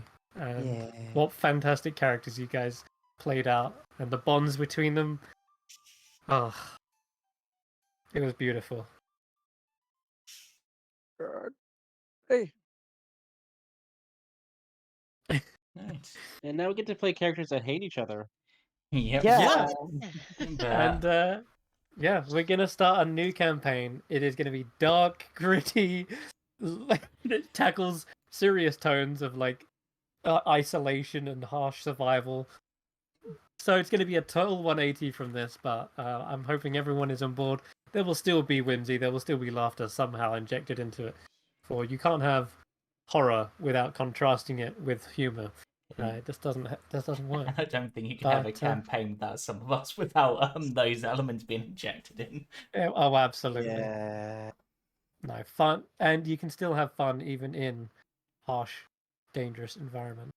But I'm gonna load up the game, Yep. Oh no, and we it's can almost roll. already.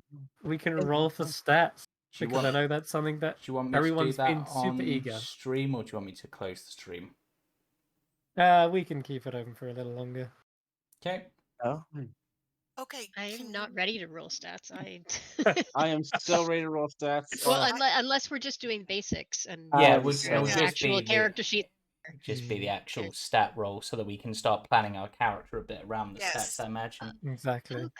Okay, yeah. But considering that doesn't seem like the most interesting thing for the stream, I think it's probably best to close stream and we'll just do this, and then it'll be a surprise when we go into the actual start of the Alrighty. campaign. Sure So thing. we'll close the book there. The carnival card has ended for now.